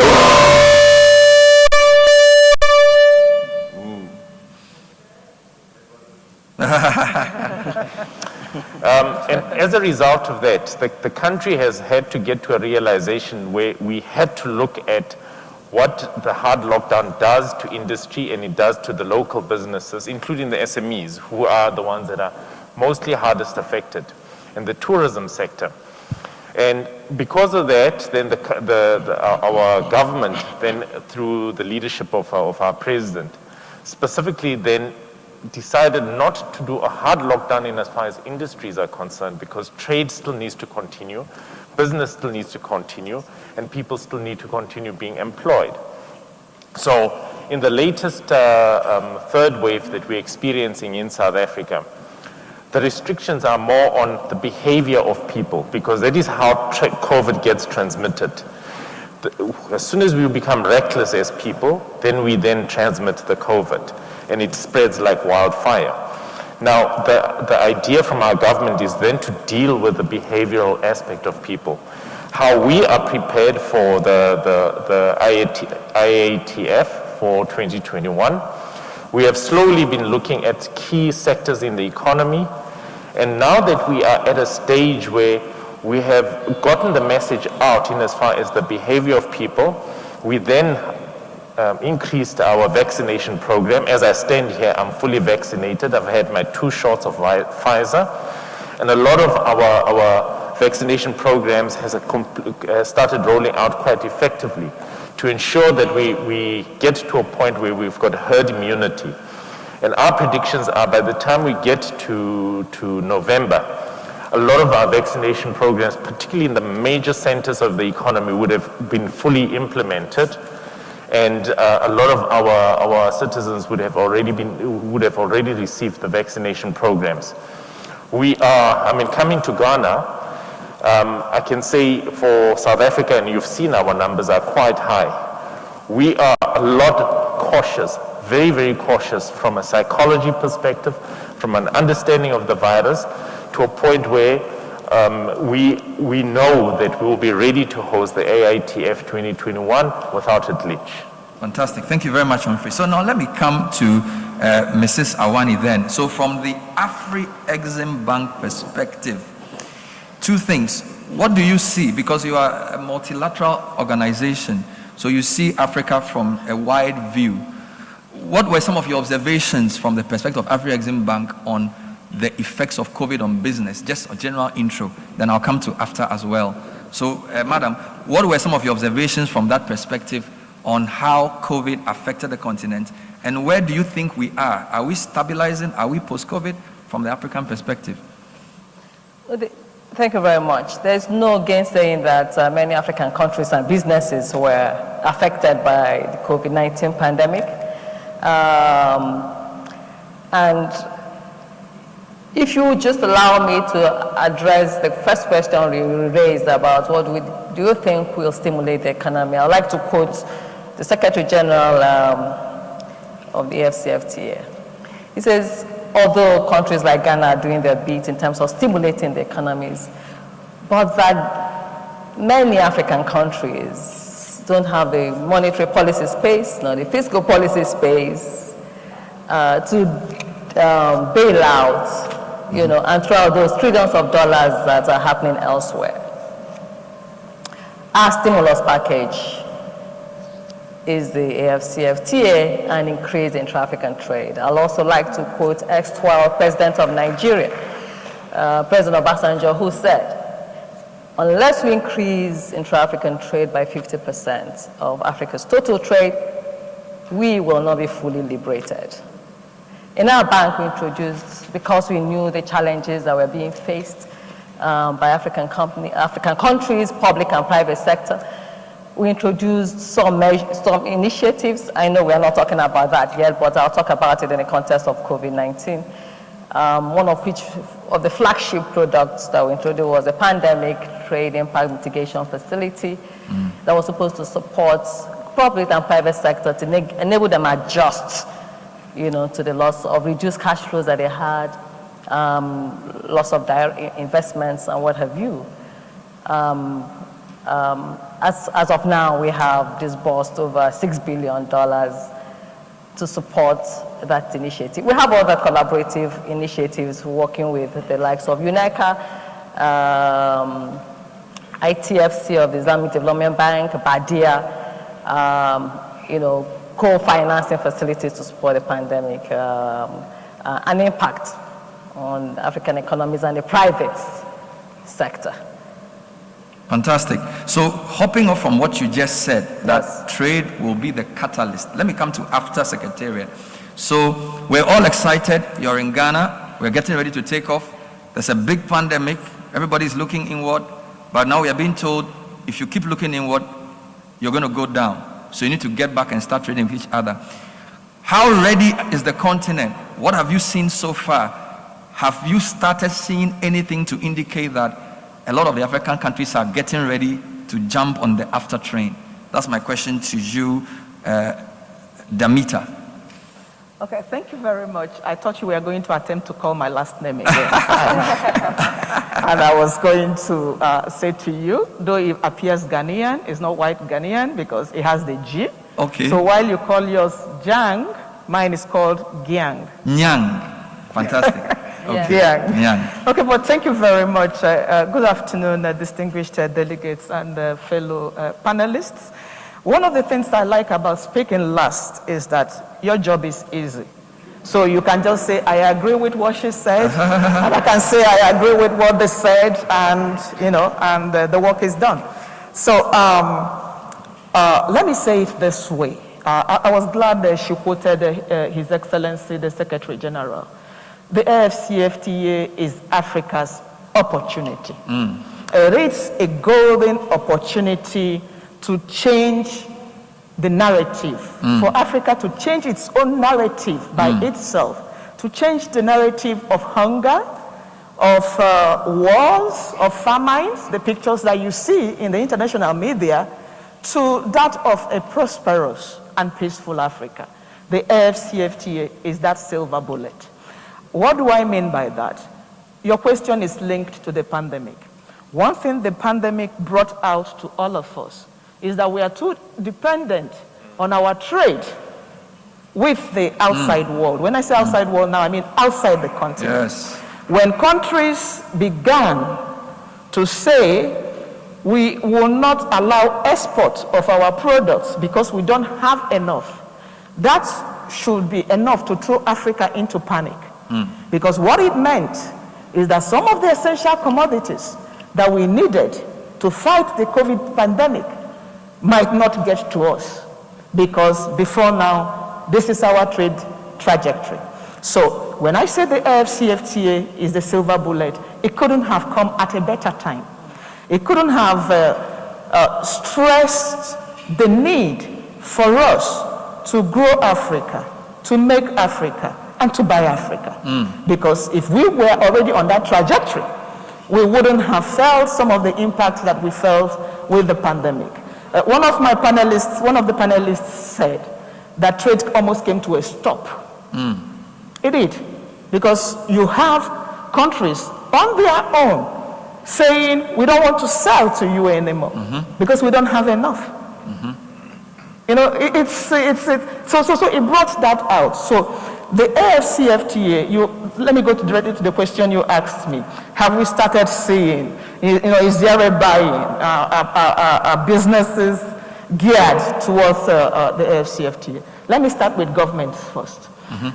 40 countries have ratified this agreement. That shows you a strong political will to get this done. In all the AU instruments, this is the fastest instrument that has been ratified outside that establishing the African Union itself. So we have 40 ratifications to date. We have 38 deposited instruments to date. We have 54 signatories to this agreement. We have only one country that has not yet signed on, and then we believe that with time, that country will sign on. And then, in implementing the agreement itself, we have achieved milestones. For instance, we have established all the institutions that the agreement expected to be established. They are running. The ministers are meeting, they're having their meeting, the senior trade officials are meeting, they are taking decisions, they are moving the agreement forward. So when you ask me if we are ready, the answer is, we were ready yesterday. Fantastic. Yeah. So I'll stay with you. So politically, great. In terms of people like Humphrey, these are companies that manufacture, who need raw materials from China or from India. Do you think they saw the COVID as an opportunity to start reconsidering their supply chains? Have we begun to see any movement around the continent? So I'm manufacturing shoes. I need leather from Kano instead of from Italy. So I need a rail track from Kaduna to wherever. Have we started seeing such initiatives based on the opportunity COVID and the lessons it taught us? My answer to that will be yes. Why is my answer yes? Let me start from the feedback that we get. We are getting more feedback from business people. They ask you everywhere you go. So when do we begin to do this? When do we move this? When do we move that? That tells you there is a readiness in the continent, that businesses understand this is an opportunity to expand market, an opportunity to make more money, an opportunity to trade Africa, like I said. On the other part, there are steps to be followed. And we find increasingly interest from business communities. As a matter of fact, there is more pressure from business communities right now than there is from government to really get the AFCFTA going. So, yes, I said yes, companies from the things the feedback we get, realize the opportunity that the pandemic created, and realize the opportunity in the single market that the AFCFTA has created. Because if you can really expand your market from just your immediate domestic market within your country, whoever you are in the continent. You now have a market size of 1.2 billion people, and you now have access to other countries where they have maybe more buying power than your immediate domain. So I say, yes, I think businesses are ready. But let me point this out. You realize that there are businesses that also benefited from the pandemic. Yes. Yeah. You're wearing a face mask, I'm wearing a face mask. Before now, you know, we weren't users of this particular commodity. Right. So even along that line, you know, businesses are repositioning themselves. You know, businesses are redirecting some of their resources, and the AFCFTA just makes fantastic. it. Thank you. Please put your hands together. Fantastic. It's always good to get an optimistic tone from people like you, because you are the people who see the continent from that level. A lot of us are working within our small silos. So thank you for the drive. But Humphrey, I want a reality check. So you are AGI in Ghana, all right? You learned a bitter lesson that Thailand will not supply you rice, and you will not get your leather from Italy for as long as it takes. As for vaccines, forget it. Have any of your guys started talking to your colleagues on the continent about what we can do together? Have you had any trips to any other part of Africa since COVID? Not you personally, AGI. Are you guys seriously talking to each other on this continent following the pandemic? All right, thank you, Bernard. Are businesses ready? I'll say no. Are there awareness being created? I'll say yes. It's just like a 100 meters dash. There's the get ready, and then the next stage before pump. Pump is you ready, you got to move. Honestly, businesses are not ready. Awareness is being created, and that's what we call the capacity building stage. And we are currently engaging our Ministry of Trade and the various agencies like Customs, Food and Drugs Authority for quality related issues on certificate of origin, the composition of the said origin. Currently, we are aware that the selective tariffs, right? Is that a terminology? The tariffs that determine the 3 stages of shipment, or that is the selective products and the, there are 3 stages, the 90%, the 3%, and the 7%. Now, at this stage, after government has submitted these selective tariffs, we seek to get the composition of products that have been selected in this category. We proceed on to the, let me refer to a few of my notes, it will do me good. So issues like the selective commitment, the selective trade and services. These are the protocols and the detailed layout that businesses need to be ready and run with. And as I speak, AFTA can confirm that these processes are not yet completed. And therefore, I will suggest that businesses are not fully ready. We are building the awareness. Let me put a caveat that it is a process. And as we engage in the process, we need speed, we need precision and implementation to run with a clear agenda. Wow. Thank you very much. So I think at least if the framework between awareness, understanding, credibility, and action, we've done at least 25%. We are aware. So now we need to understand, which is capacity building. The credibility comes for the action. Mr. Nyamibe, if you spent the large part of your life helping businesses, you are the chief technical advisor in the industry. You've done stuff on EPAs. You've done multilateral things. Now we want to trade with each other. Give me the key things you've started doing at the Ghana Ministry of Trade to get guys like him ready to do the things he was reading on that sheet of paper that I wasn't even understanding. So you are a technical advisor. How ready is Ministry of Trade in Ghana, for example, in training Ghanaian businesses, getting them to understand standards and all these interesting protocols so it doesn't get stalled by the technical bureaucracy? Okay, thank you very much, moderator. Yeah, just to complement what the Vice President of AGI said. Ghana is a member of ECOWAS. So we've already submitted our tariff liberalization schedules. And now when you even go to the ICOM website in Ghana, you can get the tariff liberalization that ECOWAS has committed. And then the ministry also, in terms of awareness, we've been going around the entire 16 regions in Ghana to talk to them about the opportunities, the sensitive, the general goods, and then the exclusive list. So now, from February last year, the ministry also decided to form what we call the after action plan, So we set up the various 7 cluster technical working groups, just in line with what we call the action plan for boosting intra-African trade.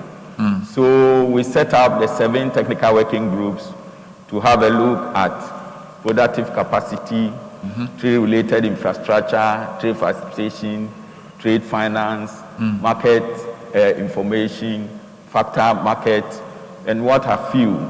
And you recall that in the address that Honorable Krapa made this morning, he said that we have now completed, in consultation with the private sector, we have now completed the after action and implementation plan that will just be soon be launched. And so that has not even, we didn't end there.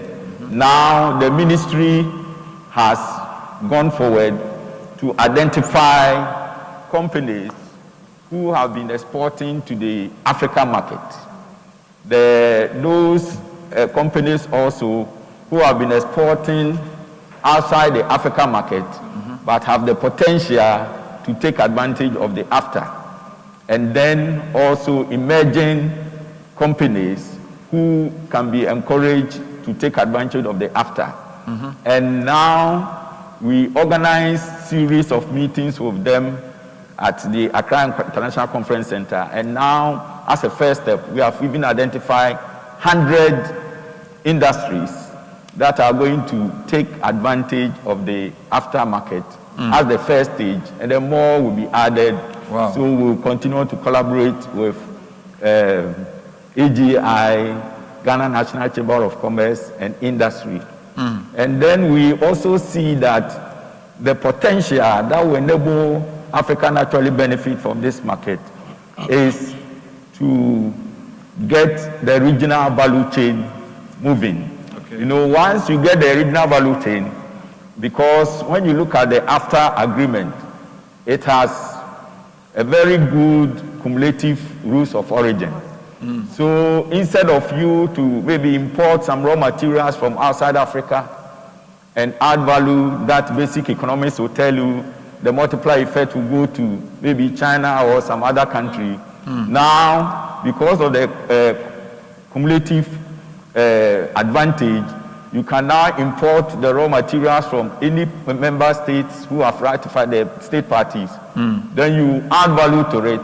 Then in the process, the multiplier effect will be created in the African continent just to create jobs for the teeming youth. Fantastic. So thank you. We are prepared and we are moving ahead, and we are sure that once they complete the 100% rules of origin, and then we take effect, it will be a kind of win-win situation, and that is why Ghana is putting its house in order in order to... Thank you very much indeed. I have a question for the rep from GEA, Habiba. Usually when we think of trade, we erroneously think it's for large organizations. Your organization deals with SMEs, and in Ghana, over 75% of our businesses are under your category. 2 questions. Are these companies even thinking about after at all? Number 2, what kind of preparations are you giving them so that they can also benefit from this big opportunity? Right, thank you very much. The sector, the SME sector, there are some businesses that are already exporting even before after. Good. Some export directly to neighboring countries and within the African region. Others also export through middlemen. Now the key question about preparedness is it's on 2 sides. First of all, we are looking at how prepared in terms of information, in terms of knowledge, in terms of resources as well of these small businesses, especially of those who have already started some exports into the African continent. And then segmenting these businesses into those who have started, giving them the needed support in terms of technical support, walking along the journey with them in terms of providing mentoring and coaching, in terms of giving them the networking opportunities to network with their peers, generally opening them up to the needed information for them to do better. Those who are exporting through middlemen, we can also do same in terms of showing to them the needed, the necessary advantages they would obtain if they were to do it directly.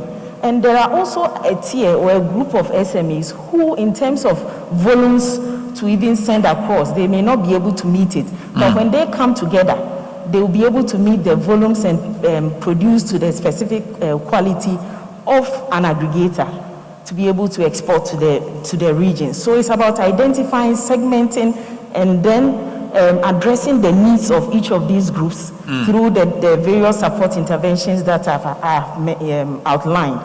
And then again, let's not forget that if some of these businesses do well at home, then they are likely to also do well outside in terms of the quality of the product or the services that they give to the needed customers. So from our side, these are some of the interventions. The second question again? You've answered it. I was asking what you were doing to get them ready. So I wanted to know if they were interested. You answered that. Thank you very much.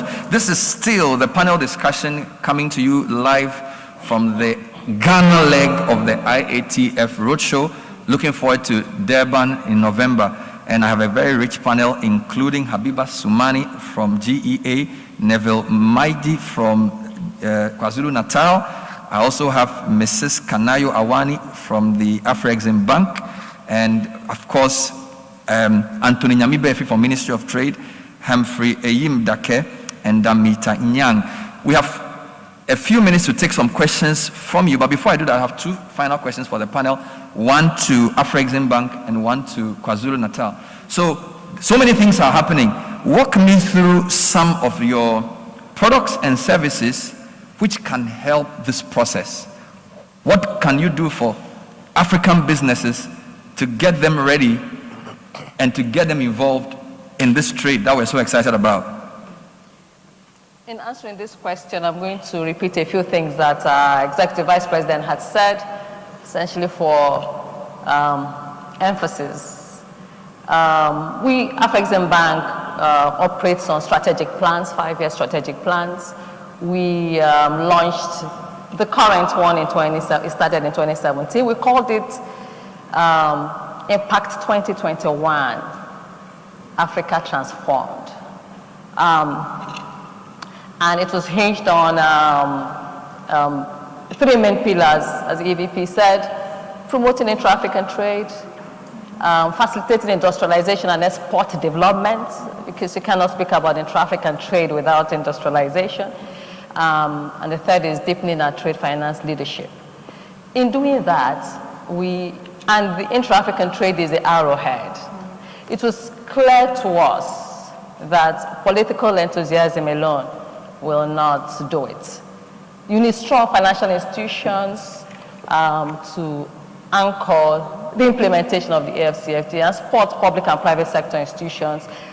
Otherwise, and we will be going with begging for donor grants And that's not where we want to be. It has been said that this is the opportunity to take our destiny in our hands. So we formulated a number of products to take advantage and to support the implementation of this, and to promote intra-African trade and support the implementation of the AFCFTA. Those products, there are quite a number of them, but I will talk about a few. It was also clear that providing financing alone will also not do it. There are so many challenges that are impeding the growth of intra-African trade today. There's a reason why intra-African trade is about 15 to 17%, whatever statistics you use. And the rest of that is extra-African trade. So, we knew that we needed to deal with trade facilitation issues and financing issues. So our products, interlaced financing and facilitation. In this current plan that ends in 2021, this year, we have disbursed $20 billion on a revolving basis. Our plan and ambition is to double that over the next period, starting from 2022. Some of the two products will deal with some of the issues that have been raised here. We have a global facility that will also interest the audience, what we call the global facility for intra-African trade champions. That facility provides omnibus lines for businesses, but it's not just about the financing, and that's for businesses that are already doing business or have the potential of doing intra-African trade, so that they can have facilities to support the holding company and also their subsidiaries across Africa in a seamless manner. But that's not the only benefit of that facility. That facility ensures that we grow our own African multinationals, and they can operate on near equal footing with the rest of, with others. So one of the key features of that is that we promote twinning services.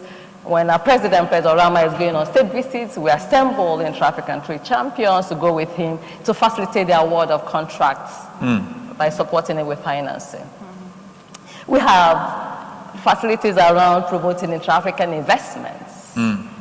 Right. As we promote African direct investments, what we term in the bank ADIs, and those facilities are to support expansion or businesses setting up in other African companies in the real sector. We're also supporting things like acquisition finance, joint ventures, and even non-equity modes of investments like franchising, contract agriculture, contract manufacturing, as long as they're across the African borders. So closely associated with that is also our intra-African trade investment guarantee facility. We understand that the perception of risk is very high, and so that guarantee is to help investors looking to invest in other African countries to ensure that some of their risk events are covered, people who are concerned about their, expropriation, nationalization, transfer restrictions, anything that will impair their normal operations or their profits, for instance. We do have, I already spoke about the pandemic facility. We have, another flagship product of ours is what we call the African Bank Trade Facilitation Program. That's, enables in the context of all the de-risking and the retreat of capital from Africa, and I talked about maintaining our trade finance leadership. We introduced this product to ensure that we provide trade services and the necessary corresponding banking resources to promote. So that facility is available to financial institutions to take advantage of. I'm not done yet. I know you're in a hurry. You should have given me time because the trade fair is not an end in itself. We need to support businesses to, I haven't even started, but I'll keep it short. We have the adjustment, our AFCFTA adjustment facility that also the EVP mentioned today, which is open to private and public sector, because we know that there will be issues around for the public sector, fiscal losses, adjustment costs from fiscal losses, transposition costs, and then they need to have an orderly adjustment as the AFCFTA is implemented. But we also have it for the private sector. There will be those who may lose competitiveness, who may want to retool who may want to retrain their workforce, to take advantage of. Somebody talked about the small, the SMEs. We have the Export Trading Company initiative that has been widely used, and is a huge success in Asia. Strategy as the fulcrum to assist SMEs, as well as help in the aggregation of products for exports. Many SMEs do not have the skills to export themselves. They can be indirect exporters in the value chain, sometimes international trade, but you sometimes need a trading company. That's what Mitsubishi was in Japan, Marubeni, Samsung. Trading companies that facilitate exports. The fact that today, small female traders are carrying jute bags across borders to buy, say, from Nigeria to buy wooden Ankara fabrics is an institutional failure. You need trading companies who can aggregate, who can scale up, and get them to do business while giving them to, We have initiatives there. EVP talked about and this will be relevant to Ghana, by the way. Again, is a transit guarantee scheme. Again, COMESA is the only one that has a regional guarantee scheme. But how is it that traders have to post bonds on every border, to do regional trade? We're introducing a solution to provide a regional guarantee scheme and capacitize the sureties and the financial institutions that are doing it today, such that customs authorities are assured that they don't lose duties while goods are in transit, and that the transit procedures are followed. We started to advance our discussion with the ECOWAS community, and as soon as they sort out the community legal structures, we will, hope to provide that. Right now, we are piloting it in the COMESA regional economic community. Time will fail me to talk about what we're doing in the areas of standards and harmonization of standards, where we're supporting, with funding as well for Africa quality policy, because to promote the trade, we have to harmonize some of our standards and products. So we have supported the Africa quality, now leaving it to governments and national governments to domesticate. We also, supported the harmonization of standards in the auto sector, harmonization of standards in pharmaceutical and medical consumables as COVID. We even also started setting up brick and mortar testing and inspection labs, what we call the Africa Quality Assurance Center, so that our African goods are not continually rejected because they don't meet technical regulations, Thank you very much. Thank you very much. Please, the trade fair. Okay, I'll just stop here because thank you very much. I mean, I'm sure I'll have to talk about the trade fair because that's the. Yeah, I know, but I just wanted to say that I'm sure there are brochures of some of the details of the specific products you have that the participants can go through, and these are just supposed to be teasers of what you have, not all the details. That's true. Yes. But I wanted to respond to one of the things that the trade fair, I think the minister asked, someone thinks they thought we should do, please take the message back to him, that, he had a smile on his face when we talked about the deals, at 40 billion. It looked very ambitious, right? But in the 2018, we did $32.6 billion, and some of the successes of that, we will showcase again in this trade fair. As the youth, people who in the creative economy, and that's why the creative is part of the things that we're promoting, film, music, fashion, and arts and crafts that we're promoting, and a youth startup pavilion. I think Ghana should take advantage of that. We have a young man who is now producing drones in Singapore on an account. And we have those in the music who have been connected to linkages abroad from that. But importantly, we are also tracking those deals. And as the EVP said earlier, actually 75% of those deals have been closed. One of them, which is probably the one, arguably the only intra-African trade deal that has been promoted by Africans, financed by Africans, is a dam in Tanzania, which is being,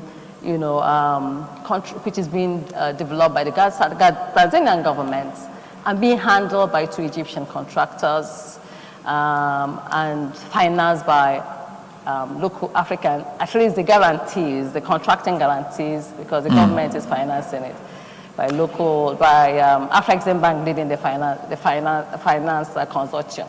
I thought I should add that. Thank you very much indeed. My final question, no, you can clap, I mean, awesome.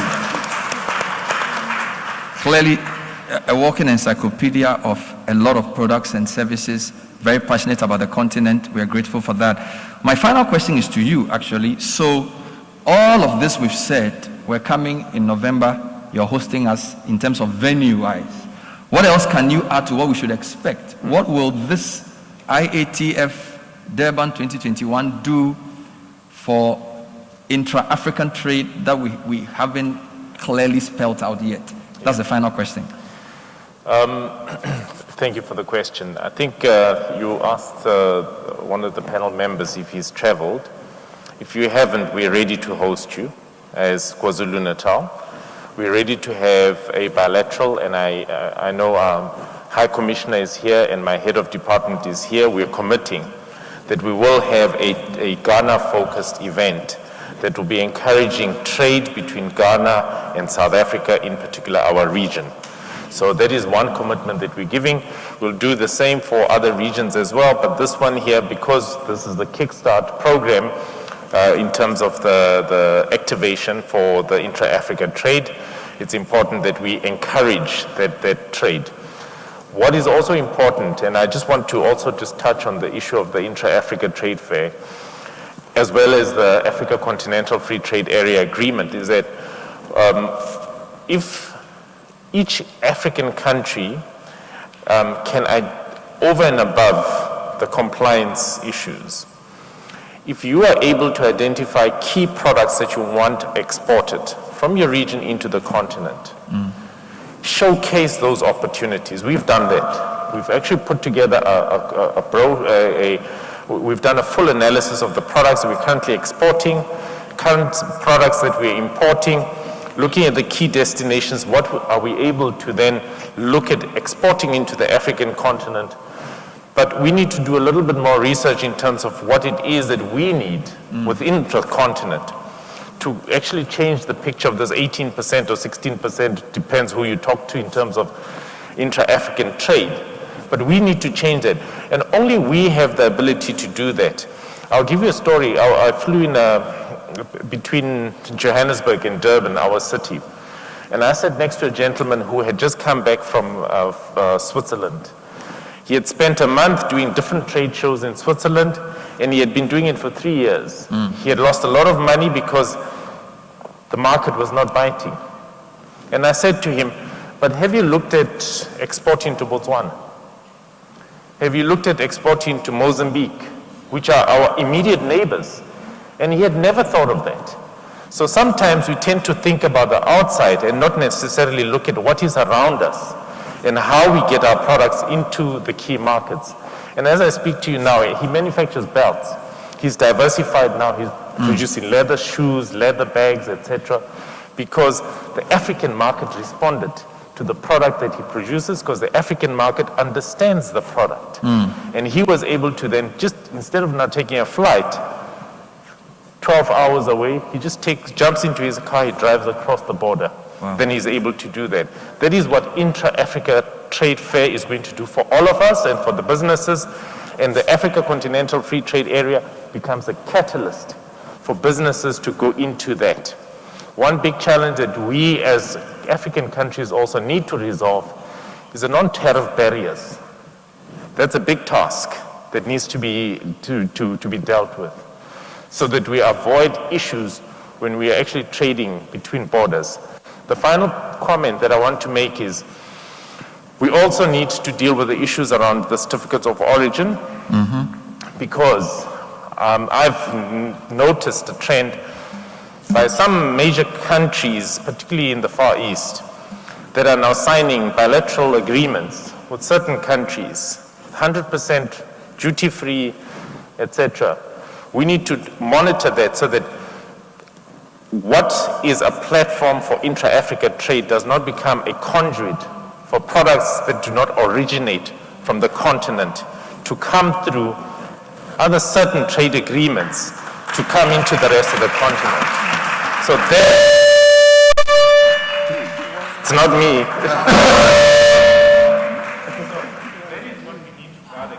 We have to guard against that so that during COVID, one big sector that was not heavily affected in South Africa is agriculture, food security.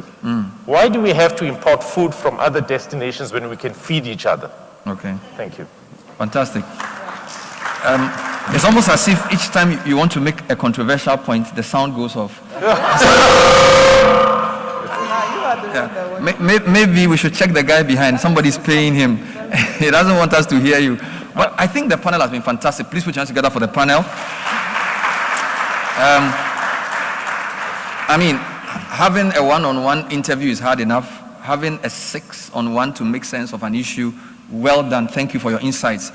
Are there any questions or any contributions? I noticed from the applause you've enjoyed what you've heard. Can I get a couple of mics in there just to take 2 comments? So please just indicate by show of hand, mention your name, your organization, and then you go straight, whether it's a question or a comment. We're happy to hear you. So let's go. Oh, okay. Yes, please. I'm Sherry Thompson. Am I standing? The camera wants to catch you, so just, yeah. Okay. I'm Sherry Thompson. I'm here in Ghana for 25 years. My company is a consultancy, Global Resolve Africa. Thank you so much, panelists. In fact, my sister in the yellow said everything that I needed to say.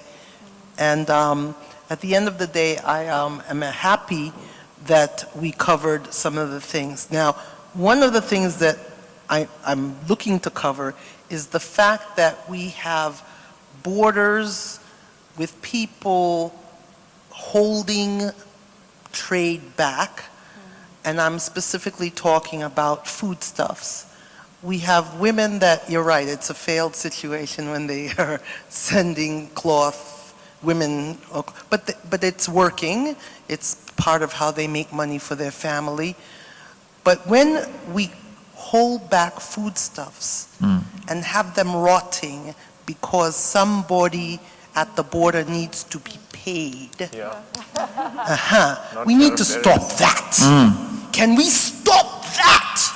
If we stop that one, in fact, I think we will increase from the 16%, because that's the number I know, to maybe even 20, 25% right now. Bam! Right now. And in West Africa, it is so sad to see this type of thing going on, because we can feed each other. Gambia is waiting for plantain from Ghana because they come here and they're taking it onto the plane. Oh my God. Yeah. Can we just ship that and then not have anybody stop anybody to ask for money at the borders? Can we do that? Thank you. Yes, we can. Thank you very much indeed. Next comment. Where are we? Yes, sir. Thank you very much. Moderator Silvo Jacol again from the FCFTA Secretariat. First, I want to support my sister. I was saying free agricultural trade in Africa. Then you address 3 things. You address value addition, you address food security. You then address the increase in intra-Africa trade. But the first reason why I wanted the floor was to say that the question you asked about whether there is actually trade happening is, yes, there is trade happening. The African Medical Association, the pharmaceutical sector, already have a platform where everybody is posting what they need and where everybody is posting what they have. Wow. And that is helping to iron out the deficiencies in pharmaceutical products in the continent. The second one is on the transshipment. We are very much alive to that issue. We want to make sure, and Demeter, the senior advisor on customs, this is part of the responsibility to ensure that the AFCFTA is not going to be used as a transshipment agreement. It's an agreement for development of the African continent. And this is what we are driving at. I tell you that we are aware about this. The team have, at the AFCFTA Secretariat have been not just theoretically dealing with the agreement, but practically handling aspects of the agreement. Wow. Thank you very much. That's very comforting. Thank you very much. Thank you so much. We'll take more comments. I can't. Just give me a wave, yes, please. Okay. Hello. If I could get an extra mic, I'll be very happy. Yes, madam. Yes, thank you very much. My name is Nkligurche Boresa Idisa Jedua, a queen from the Savannah region. And I think I'm very happy to be here, and there have been a lot of insights shared on how we can improve our economies. But my focus is on, I think when the Minister for Tourism, I think from the Tourism Ministry in SA spoke, he spoke about the fact that we need to touch on the culture and tradition of our people. If we are promoting one economy, if we are promoting the idea that we need to buy and sell from each other as Africans, I want to say that why don't we also promote our culture and our traditions, such that if I understand the traditions of people from South Africa, I know this is what our High Commissioner is wearing, it's a very beautiful bead. I understand that, then it will be easier to promote trade. What I'm wearing is the smoke fabric, which you call the Gonja smoke. And that if I sell that concept to people from Kenya, who know the Ghanaians wear this fabric called the kente or the smoke, then trade becomes a little more easier. If we have people in Ghana learning to speak Swahili or something else, then trade amongst us gets easier, interactions become easier, and together we can promote that agenda, and then we can become one people. My thoughts. Thank you very much indeed. Yes, sir. All right, thank you so much. My name is Musa Frimpong, CEO for Diapa Africa, and I want to reiterate the fact that deep down the trade is also the movement of people. My 2 years at the Africa Union, traveling across the continent, showed how beautiful and how easy we can trade together. So issues like the African passport and also making the skies, the African skies also free and liberal are more important to facilitate the movement of people, which also make trade easier.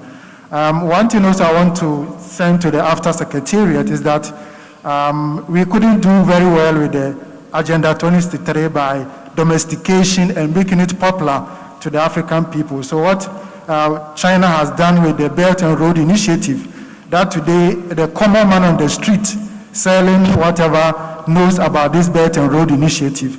All our African leaders have gone sign on to the Belt and Road Initiative. So I urge the AFTA Secretariat to take further steps to domesticate the AFTA and make it known to the common guy on the street so that we can all do the trade and move the continent forward. Thank you. So ownership. Thank you very much. We go to that lady. Yes. Okay. Yeah. Thank you. Yes. My name is Fanuel Wunuf. I'm a final year PhD student from the University of Cape Coast Business School. Okay. I'm studying into international trade and enterprise development. 4 important problems that we have identified. We're talking about it.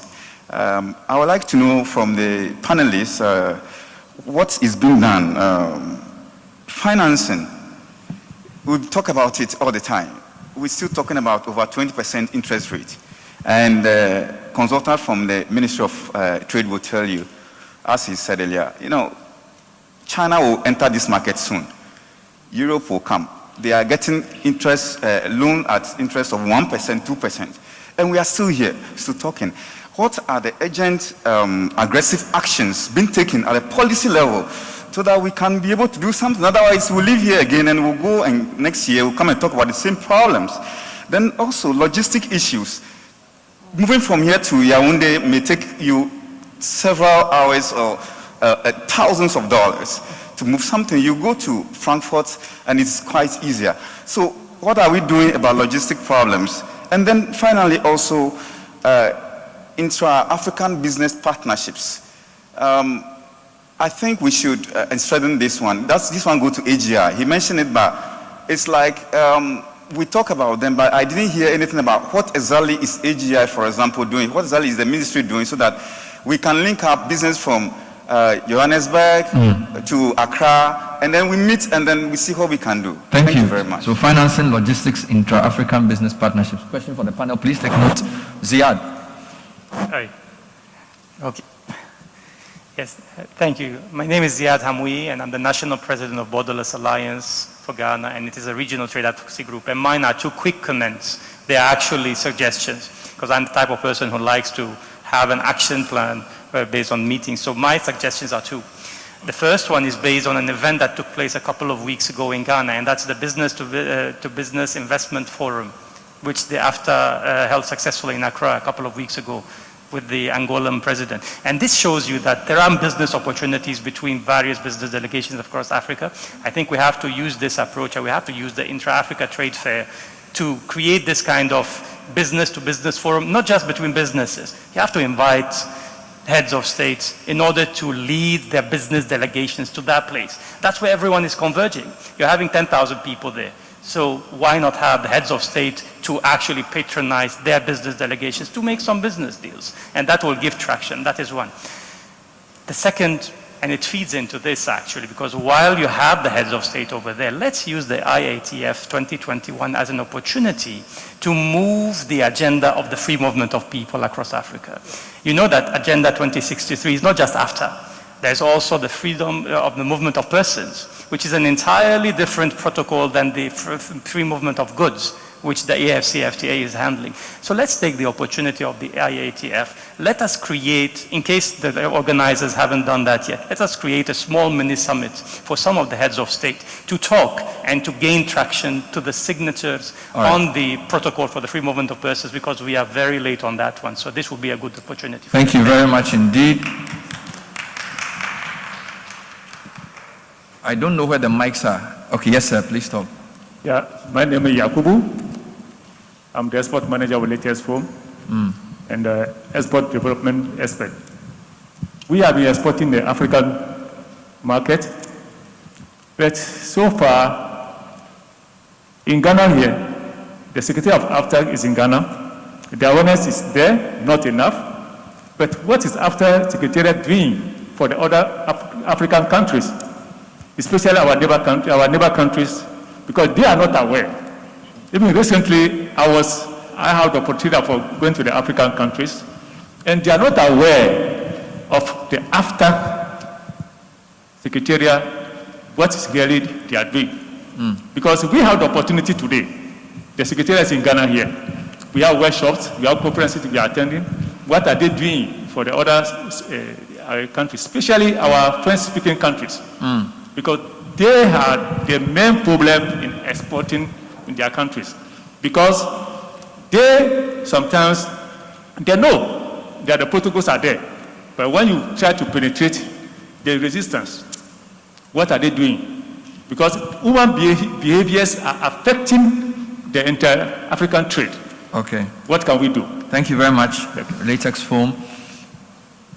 We'll take 3 more comments, and then the rest of the discussions can happen in the lobby and over lunch, because I also need the panel to respond. So please pardon me if I can only take 3 more. Thank you, sir. Good afternoon. My question goes to AFTA. We talk about everything, the implementation and everything here, but the real problem that I want AFTA to tackle is infrastructure. Now, our roads, if the roads are not good, how can we transport one good from another to another country? Now, the second question too is the currency. ECOWAS tried to implement the ECO for so many years now. It's not been able to come into alive, or whatever I say. So what are you considering the currency to with the trading that we are going to do within the African continent? Thank you. Thank you. There's a lady in the middle. Please rise. And then the last one will be at the back, the man at the back. Yes. All right, thank you very much. My name is Joanna with the Ghana Design Network. So my comment and question also borders around the element of services for the for the Continental Free Trade. Most of the conversations that we hear when it comes to the trade agreement border around traditional goods transfer or traditional goods trade. So what are we doing also about services? Because there are a number of businesses or service businesses that needs to be transferred to other African countries. Can we create a service platform where African countries or business people who offer services can list on this service platform and then be moving between the countries to offer their services to other countries? My other comment is also on the youth transfer. We have a high rising percentage of youth unemployment. We have a lot of skilled youth who are waiting to get jobs, but there are other countries, for example, young Ghanaian youth who can help other countries based on their services, maybe doctors, teachers, nurses, that can be transferred to other African countries. And then for those who are also not skilled, given the areas that have the training facilities, can also be transferred to these areas to now train and then move within the region. So can we also consider the high rising percentage of youth unemployment and transfer them within the region? Thank you. Thank you. The last comments from the gentleman. Yes, Stan.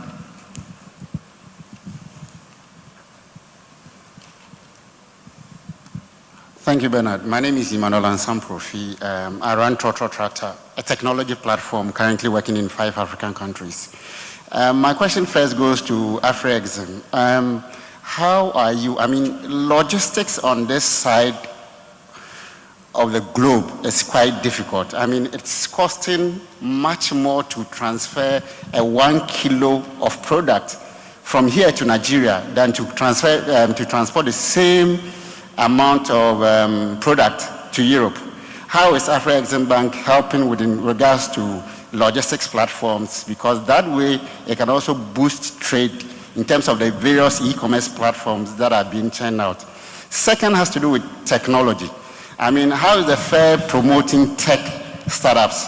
We live on this continent that everything that we are a consuming continent. Facebook comes here, Twitter comes here, but there are innovations on the continent that should be promoted to make sure that we consume our own product. If Mark Zuckerberg and co decide to shut Facebook for Africa, we are blocked. You cannot do the same in China or other continents. How are we promoting such platforms to be developed on that continent? Thank you. Fantastic. Thank you very much for your questions. Once again, apologies, we can't take any more. I noticed there have been a lot of questions, but luckily for us, some have been very clear. There are lots of questions for AFTA and AfriExim. So I'll let the two of you go first, and then if there's anything left, the rest of the panel can also comment. So let me come to AFTA. Demeter. Thank you very much, and thank you for all the questions. It shows the deep interest. Let me start with the lady that talked about services. AFTA is not just focused on trading goods. As a matter of fact, AFTA is beyond your traditional free trade agreement, because AFTA covers trading goods, it covers trading services in all the services sectors that have been identified, which is about 12 in all. But for the phase 1 negotiations, we started with 5 prioritized sectors, after which we will gradually liberalize the remaining sectors. AFTA also covers intellectual property, it covers competition policy, it covers investment, it covers digital economy, and then it covers women and youth in trade. So it's beyond your traditional FTA. It has all these other complementary protocols that will support the movement of goods, which you can't also do without services. To move goods, you actually do need services. So AFTA is beyond your normal traditional FTA. And then I hear a lot of concerns about rules of origin. And then let me assure you that the concerns that you have expressed here are also concerns that the negotiators for the rules of origin also expressed, right? So each negotiator, in my previous life I was the negotiator for the AFTA, so I can tell you authoritatively that each negotiator came to the platform with one thing in mind: we mustn't allow this free trade area that we are creating for ourselves for third parties to become the beneficiaries through transshipment. Now, having said that, what I'm trying to tell you is that the AFTA rules of origin are actually very rigid. They have protected the productive sectors in Africa by the kind of rules that have been adopted. You might know that it is 86% complete now. Very soon it will be up to 90% complete. And then let me use the opportunity to also say to you, because I didn't get the opportunity to say that as business people out there, the one thing you owe your businesses is to familiarize yourself with the rules of origin, so that you can know whether whatever you're producing qualifies for the preference. Because like my fellow panelist here said, the modality has three stages. So you have the first 90%, which is supposed to be liberalized immediately. And then you have the 7% that is sensitive goods. And then you have the 3% that is exclusion. It will do you good to know if what you're producing is in an exclusion list. Because what it means is that it won't benefit from the preferences. It will still be charged tariffs. So the first thing you owe yourself is to familiarize yourself with the agreement, because the agreement is a balance of rights and obligations. You do have rights in the agreement, but you also do have obligations. So you need to familiarize yourself with it, so that that way it positions you.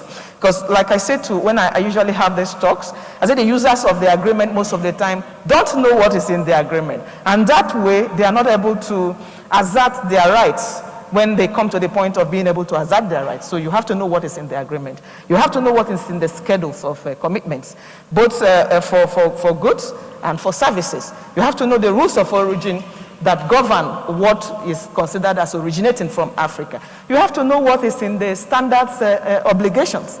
You have to know the standards that you have to meet so that your goods can cross. So in a nutshell, familiarize yourself with the agreement. I hear questions about sensitization.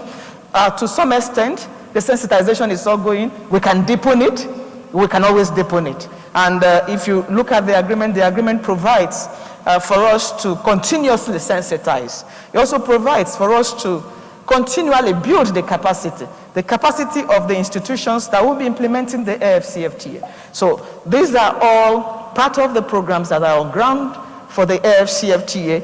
And then I hear questions about how are we going to, questions about logistics.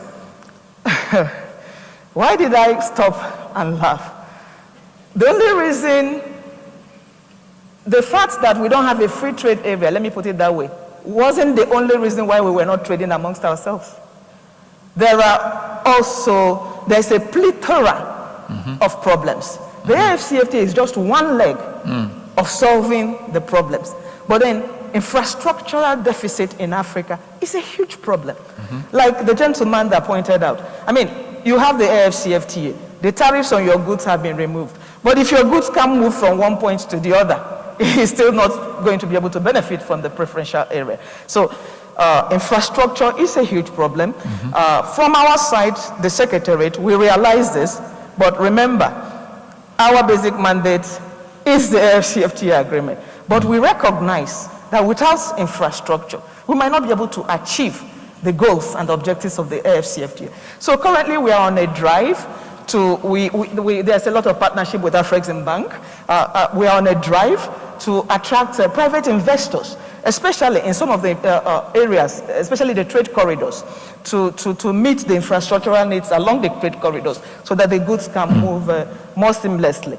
And then I heard talks about money, about finance, about facilities. From our part also, the Secretary General has taken it upon himself to establish a facility, a trade facility, finance facility, that would help small businesses, that will help women, women who are in trade. It's actually one of his priorities. So we are working on that because we do realize that we could have the AFCFTA agreement. But if those who are supposed to take advantage of the AFCFTA AfCFTA agreement are not empowered in terms of finance, they will still not be able to take advantage of it. So we are working on that. That is on ground. I heard talks about capacity building and training. I think I've made reference to that, even the agreement itself, it's enshrined in the agreement that we have to do capacity building of the implementing institutions. I hope I covered it all. Thank you very much indeed. Yeah. Let me take comments from Ms. Awani.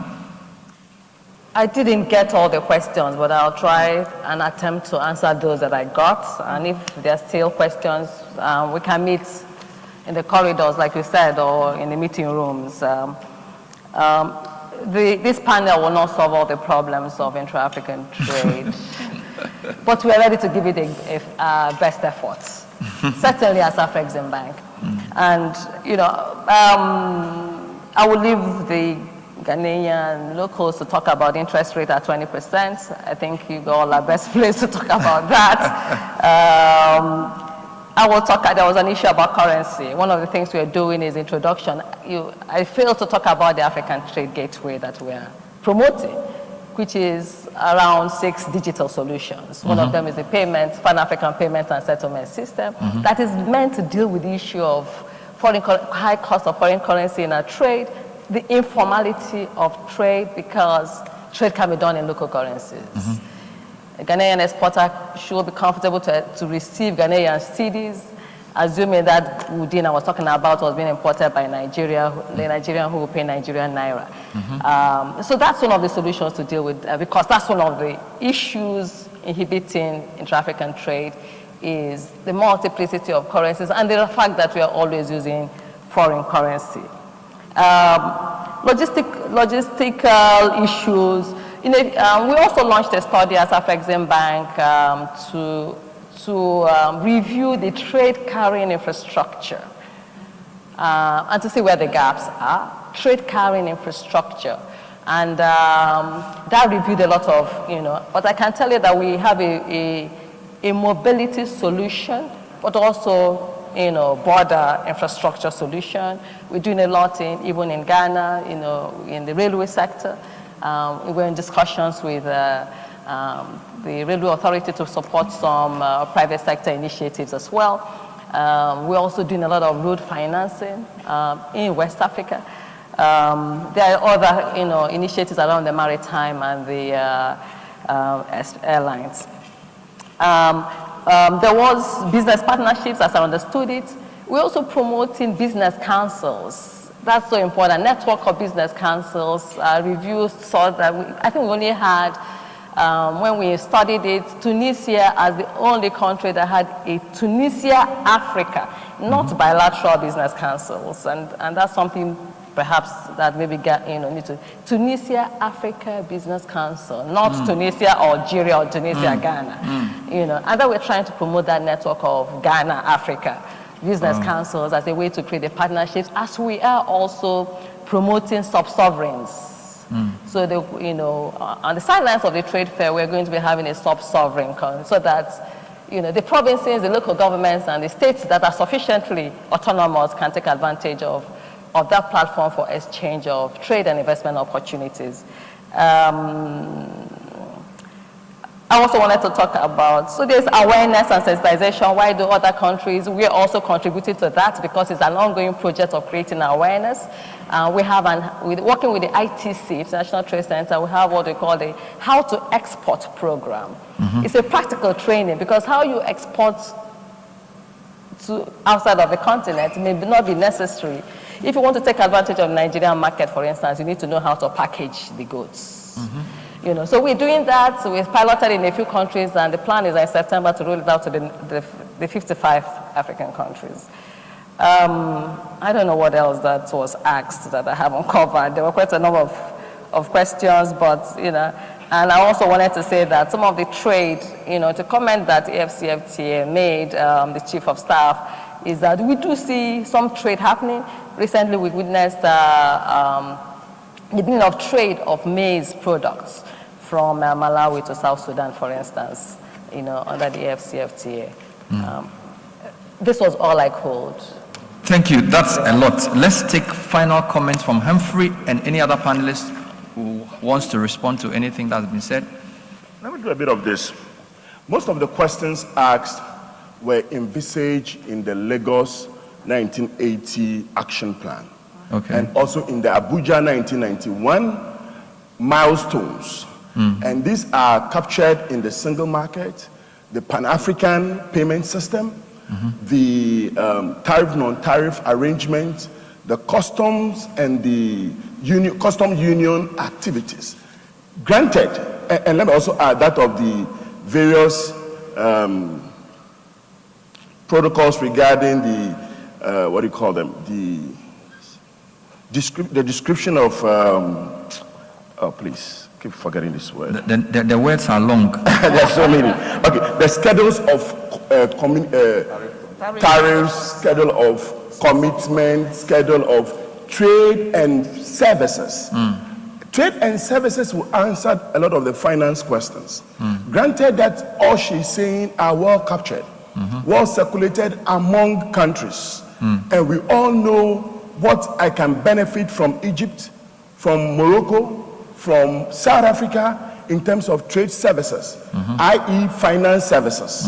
What would it take me to borrow from what you call South Africa to a project in Ghana? All those terminologies between Bank of Ghana and the bank in there, all these things, we demand that they should be quickly activated. However, there are processes. And so what we're asking after to do, just like it's done in the African, Eastern African Community, COMESA, and SADA, they have what we call the Common Market Scorecard or trackers. So every event that is happening, you know the degree of success to each of these activities. So wherever you belong as a sector, if yours is completed, you know you could trade. As we stated, a gentleman was asking, in the pharmaceutical industry, is there trading going on? Yes, there's trading going on. But is trading going on and the after, the degree of trade and the after today, I can't tell you. Because there are a number of interventions. Ghana has been ready when we launched it, and Kasapeko and Grandor did some exports. Beyond that, what have they done? When they were exporting, the other counterpart countries and institutions may not be ready. We may be ready. And yes, I know a number of institutions in Ghana are ready, but it goes beyond Ghana. So we need to find out what is Togo doing on the tracker. What are the products that can be exported? A lot of bureaucratic things are happening. The regional economic blocks, the biggest challenge they have lovely plans through their customs union. However, the failure of individual countries to capture this laudable projects in their budget, in their manifesto, in their programs lineup, to tie in, frustrate these processes. So we need after to put a Gantt chart, put a scorecard. So we know Togo is not performing. We know Ivory Coast is not performing, or Ghana is not performing. On this particular product, I don't start until I realize there are incremental successes. So, there's a big volume of job they're doing. Kudos, we are excited, but we need to see the tracking stages so that we can appreciate. There was a question he asked about the cost of funding in Ghana. One of the biggest challenges we have as manufacturers, how can we circumvent it? Granted that we have the description of, or the schedule on trade and services, specifically on the financial market, we will know the options available. That will start forcing our local banks to start behaving, because I may get it 3% at the next door and I'll not take it from Ghana. So there are a lot of blocks, protocol issues. We expect them to expedite, and once we get there, after will be the silver. Until now, it is not a silver. Thank you very much. Please hands together for the panel. I really want to end. Because I think she said that we can't solve all the problems here, but we have a clear idea where we are going. And just to thank the panel members, Mr. Nyami Befi and Demeter, for the policy, the political side of things. You've set it out very clearly. Habiba, the small business side, and of course Humphrey, the passion about private sector and business. Thank you very much. And of course, the financing and the enabling that your bank is doing. Amazing. I mean, I thought banks just lent money. You guys are like a whole think tank. Incredible. And of course, we're coming to Durban. We're coming in our numbers. Hopefully, that will be the springboard for the next level for the African continent. So if you agree, give the panel a big round of applause. Thank you all. You may resume your seats. To give us a clear sense of what's next, we have just two things to do, so just bear with me. We have lunch for everybody, and we have coupons. There's a lot to eat, but we have two things to do. We need to get a call to action and what else to expect in Durban. And for that, I'm going to invite the head of sponsorship for IATF, Janice Costa, to walk us through a quick presentation.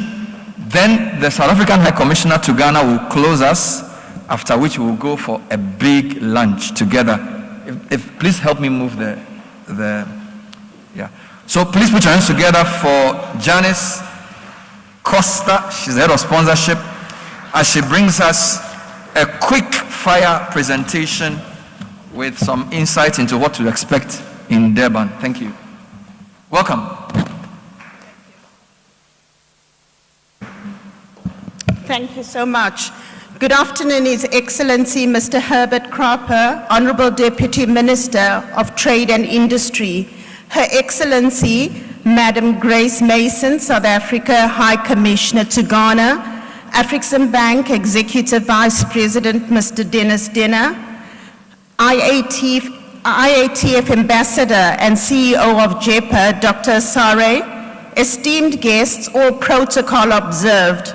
Thank you for giving me the opportunity to share with you about Inter-Africa Trade Fair. My name is Janice Costa, and we're excited to share insights of IATF, which will be hosted in the city of Durban in KwaZulu-Natal from the 15th to the 21st November. Thank you. Committed to transforming Africa, African Bank launched the biannual Inter-Africa Trade Fair in 2018 as a unique platform to connect African buyers and sellers and investors. IATF is a bank initiative that is done in collaboration with the African Union, the AFCFTA Secretariat, and the Government of South Africa, the Republic of South Africa, and the Provincial Government of KwaZulu-Natal will host the second edition of the Inter-Africa Trade Fair in Durban. Inter-Africa Trade Fair is critical for unlocking Africa's economic potential. A strong focus will be placed on recognizing growth opportunities for inter-Africa trade, cross-border trade, investments. Our theme for 2021 is building bridges for a successful AFCFTA. The Inter-Africa Trade Fair is essentially a gateway to the AFCFTA, heralding what will be the biggest trade area in the world. The first edition of our Inter-Africa Trade Fair in 2018 attracted over 2,500 conference delegates and 1,000 exhibitors from over 45 countries, resulting in 32 billion worth of trade and investment deals that were closed at the event. The second edition of the Inter-Africa Trade Fair is expected to be bigger and aims to attract 5,000 conference delegates and 1,100 exhibitors, including over 10,000 visitors and buyers from over 55 countries who will engage to grow trade and investment on the African continent, and more than 40 billion in trade and investment deals are being targeted at IATF 2021. The key components of the second edition consist of the Trade and Exhibition Area, the Trade and Investment Forum, our IATF Virtual, Country Days, Creative Africa Nexus Program, B2B, B2G exchanges, IATF Youth Startup Program, and our IATF Automotive Show. I'm going to take you through just a couple of the key verticals. The exhibition component allows governments, agencies, and large corporates to set up pavilions, enabling them to customize the exhibitions to fit their unique requirements, and an opportunity to showcase their goods and services. The exhibition will be a hybrid event that consists of B2B and B2G and a B2C component. A core element of the exhibition involves the hosted buyers program. African buyers from key sectors will be hosted to ensure that pre-scheduled meetings are arranged, with exhibitors resulting in business deals. A minimum of 310 buyers, mainly from the African continent, will be matched with participating exhibitors. An online business matchmaking program will be set up, matching buyers and exhibitors. Speed networking sessions will be held where exhibitors and buyers will have the opportunity to exchange business cards in a limited time managed format. Currently, we over 80% capacity for the trade fair exhibition space, with over 24 African countries already confirmed in taking part. The Trade and Investment Forum is a 4-day conference that will feature African and international speakers and a variety of sessions dealing with African trade and investment. The IATF 2021 conference agenda will focus on the theme, Building Bridges for a Successful AFCFTA, recognizing the growth opportunities for intra-African trade, cross-border trade and investment, bringing businesses, owners, investors together to learn, share, and find solutions, as well as conclude trade and investment deals. One of the most exciting elements happening is CANEX at IATF. This promises to be the highlight of Africa's creative and cultural calendar, with hundreds of creatives gathering in Durban, South Africa to exhibit. They're showcasing all their wares, networking. Creative Africa Nexus at IATF 2021 will bring together the best and brightest of Africa's creative sector through a substantial exhibition space, B2B and B2G meeting opportunities, a comprehensive program of engaging conversations, panel discussions, live performances, installations, screening, with a 2-day high-level CANEX Summit on the 19th and 20th of November. Be sure to engage with CANEX on social media, as they have their own platforms across Facebook, Instagram, Twitter, and LinkedIn. Another key component is our country days. Countries have been invited to bid for the country day feature. There are only 6 country days available, and selected countries will have the opportunity to showcase their trade, investment, tourism, and cultural opportunities. Currently, we have 4 countries who have committed to taking part, and these are South Africa, Ghana, Nigeria, and Ivory Coast, who have committed to IATF 2021. A new addition to IATF is the Automotive Show. This will present a platform for car manufacturers, assemblers, OEMs, and component suppliers to exhibit their products and also interact with potential buyers, suppliers, and governments. The IATF Automotive Show has 3 components, and this is a dedicated exhibition area, an automotive forum, and a B2B and a B2G platform. The IATF Youth Startup Program will also provide a platform for youth startups and SMEs throughout Africa to gain support through capacity development and mentoring, networking, access to finance, supportive infrastructure, enabling policies, and market linkages. The Youth Startup will have a dedicated pavilion for youth startups in Africa, where they will showcase their goods and services. IATF will provide opportunities for matchmaking, venture capitalists, and investors, training and networking amongst the youth and other delegates at IATF 2021. The IATF Virtual is a year-round platform to connect buyers and sellers from Africa. The IATF Virtual brings together exhibitors and visitors from all sectors. It provides a platform for attendees and non-attendees alike to connect in real time, before and during, after the event. The IATF platform offers a 24/7, 365-day-a-year platform whereby virtual visitors can visit the stands, engage and do business on the platform via online. IATF Virtual also offers an auditorium to host virtual events, live and pre-recorded, as well as features the country pavilions and a virtual library where documents, presentations and other information can be sourced and stored. Currently, right now, we're streaming to our IATF virtual platform, so we've got hundreds watching us throughout Africa. Please log on to our website, register on the IATF virtual, and you can connect with buyers and sellers whilst you wait for IATF 2021 in Durban. We have merchandising, and this is an opportunity to purchase our IATF merchandise. And this is also an opportunity for exhibitors to use our marketplace to actually sell your products. We urge you to get yourself kitted out for IATF 2021. So, the big question is, how can you participate? Currently, you can sign up for an IATF virtual booth and benefit from the 365, 24/7 platform.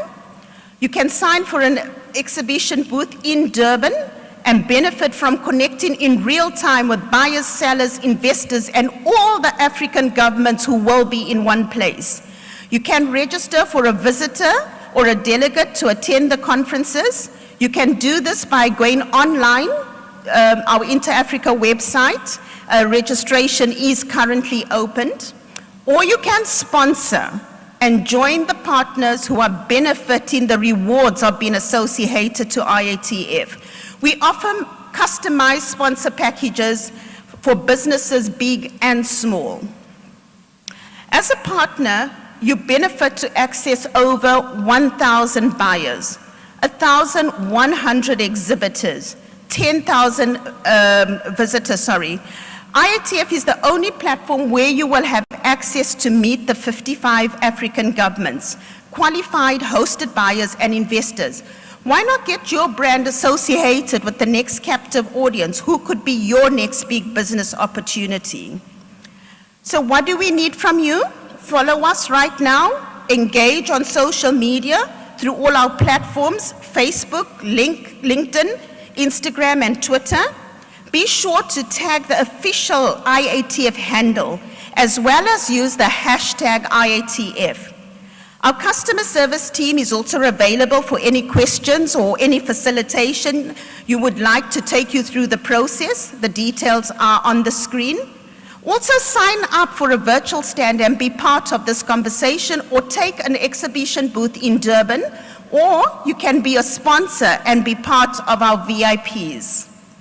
Please don't miss this opportunity. Don't miss this opportunity to be part of this conversation as we develop intra-African trade. We urge you to participate. Should you have any questions, please feel free to contact us directly. We're more than happy to assist. Our website is being regularly updated with current information. Stay in touch through our social media platforms for the most up-to-date information. We look forward to seeing you in the beautiful city of Durban in KwaZulu-Natal from the 15th to the 21st November. Thank you, and we will be available after this program to sign up your stand and to also discuss your sponsorship opportunity as you become part of this conversation. Thank you.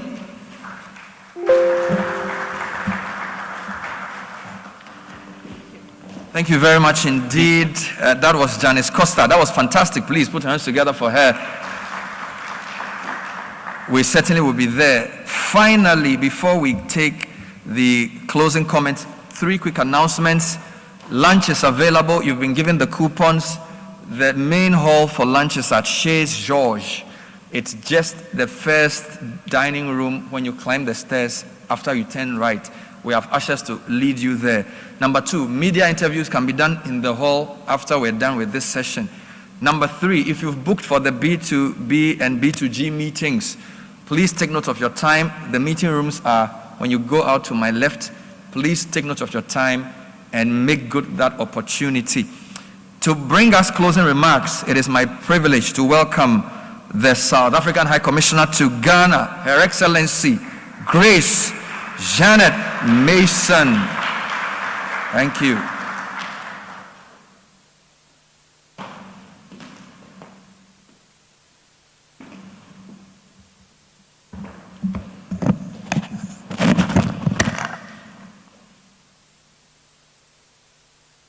Thank you.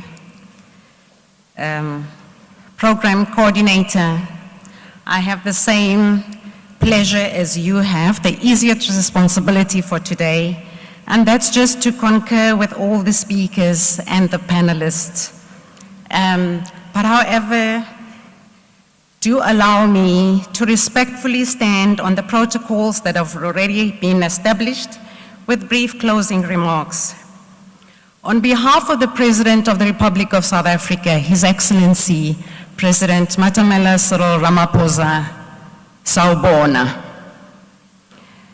Greetings to the President of the Republic of Ghana, His Excellency, President Nana Addo Dankwa Akufo-Addo. Through the Ministry of Trade and Industry, represented by the Honorable Deputy Minister, His Honorable Minister Krapo this morning, congratulations for hosting the Intra-Africa Trade Fair Ghana Roadshow. Thank you to the African Union, the AFCFTA Secretariat, represented by the Chief of Staff, Mr. Silva Ojako, the Intra-Africa Trade Fair official partners, Afrexim Bank, under the leadership of Mr. Tengnya, and other official partners. Our gratitude and honor to host the Intra-Africa Trade to be hosted by South Africa in our beautiful region, KwaZulu-Natal, in Durban, known as eThekwini. Present here today, we have a high-level delegation headed by the head of the Department for Economic Development, Tourism and Environmental Affairs, Mr. Tlhanakanimpo Nkontwana. On behalf of the MEC and Premier of KwaZulu-Natal Province, Mr. Sihle Zikalala. And also our envoy, Ms. Phumzile Langeni. I also wish to congratulate Ghana for being a commendable trade capital of Africa by hosting the AFCFTA Secretariat and for putting Africa's economic integration agenda back on the roadmap. The AFCFTA will be the biggest trade bloc with massive trade and investment opportunities, as they have been clearly articulated by Mr. Akojo this morning. We look forward to receiving your esteemed delegations in Durban, which has a similar climate as Accra, with its pristine beaches and warm people, rich culture and heritage. Distinguished guests, this fair will unfortunately not be for the beaches, but for the ports as our comparative advantage for our oceans economy, as Neville has explained, which will stimulate intra-Africa trade and investment amongst the people of our continent. Mr. Nkontwana and Mr. Maiki, we welcome the trade and investment opportunities offered by the KZN region, and we shall endeavor to accelerate promotion of such opportunities to the 16 regions of Ghana. We appreciate your assurance and commitment you have offered not just to Ghana, but to the entire continent and to the world at large. That indeed, Durban is open for business. Siyaqhubeka, siyaphambili. forward ever, backward never.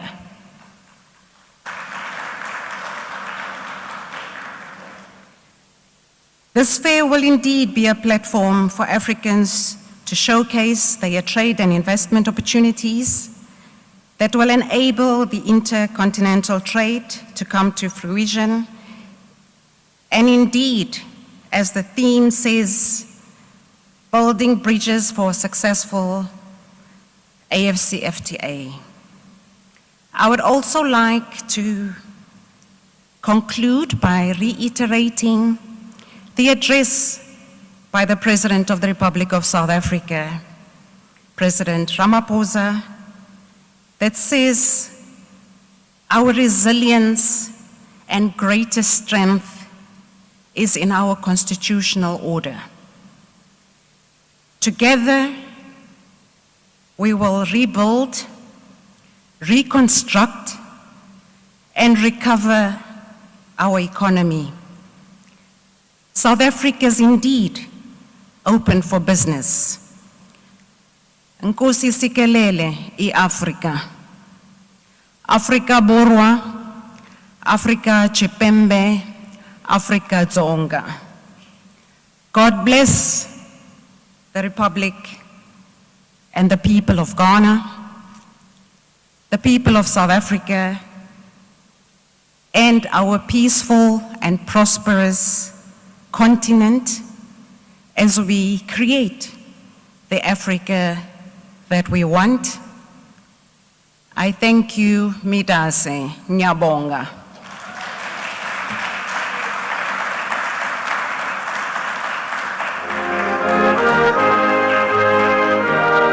Hello, my name is Mitch Slape and I'm the Group CEO of Massmart.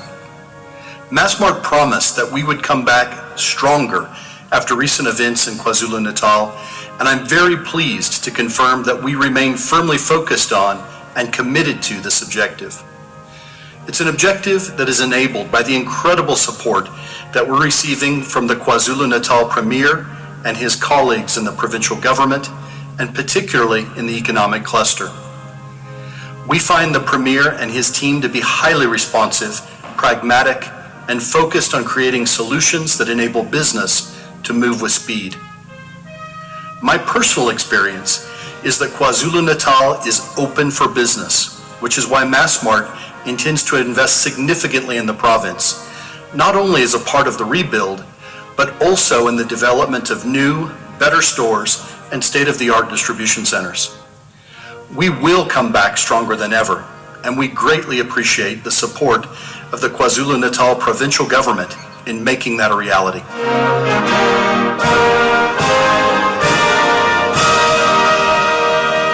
Wow. I thought for a minute you were going to actually sing the Nkosi Kelele, because we actually know it in Ghana. We have our own version of it, but when we watch any football team from Southern Africa sing that song, it gives us goosebumps. It's really Africa's song, amen? And we'll see you in Durban and hopefully sing it. So I want to say a big thank you to all of you. Fantastic organization. To IATF and Afri-Exim Bank, thank you very much indeed. And to all of you from KZN, making this a big program. And to the local partners, Ministry of Trade, GEPA, Oakwood, thank you very much indeed. Just to reiterate the announcements, lunch is served. Make sure you get to Shares George. The ushers will help you. We have interviews happening in the hall for those of you who want to be interviewed, and the media is still here. And those B2B and B2G meetings are also happening. On behalf of the organizing team, my name is Bernard Avle. Thank you for being here. We'll see you in November in Durban. Have a good afternoon. See you next time. Bye-bye.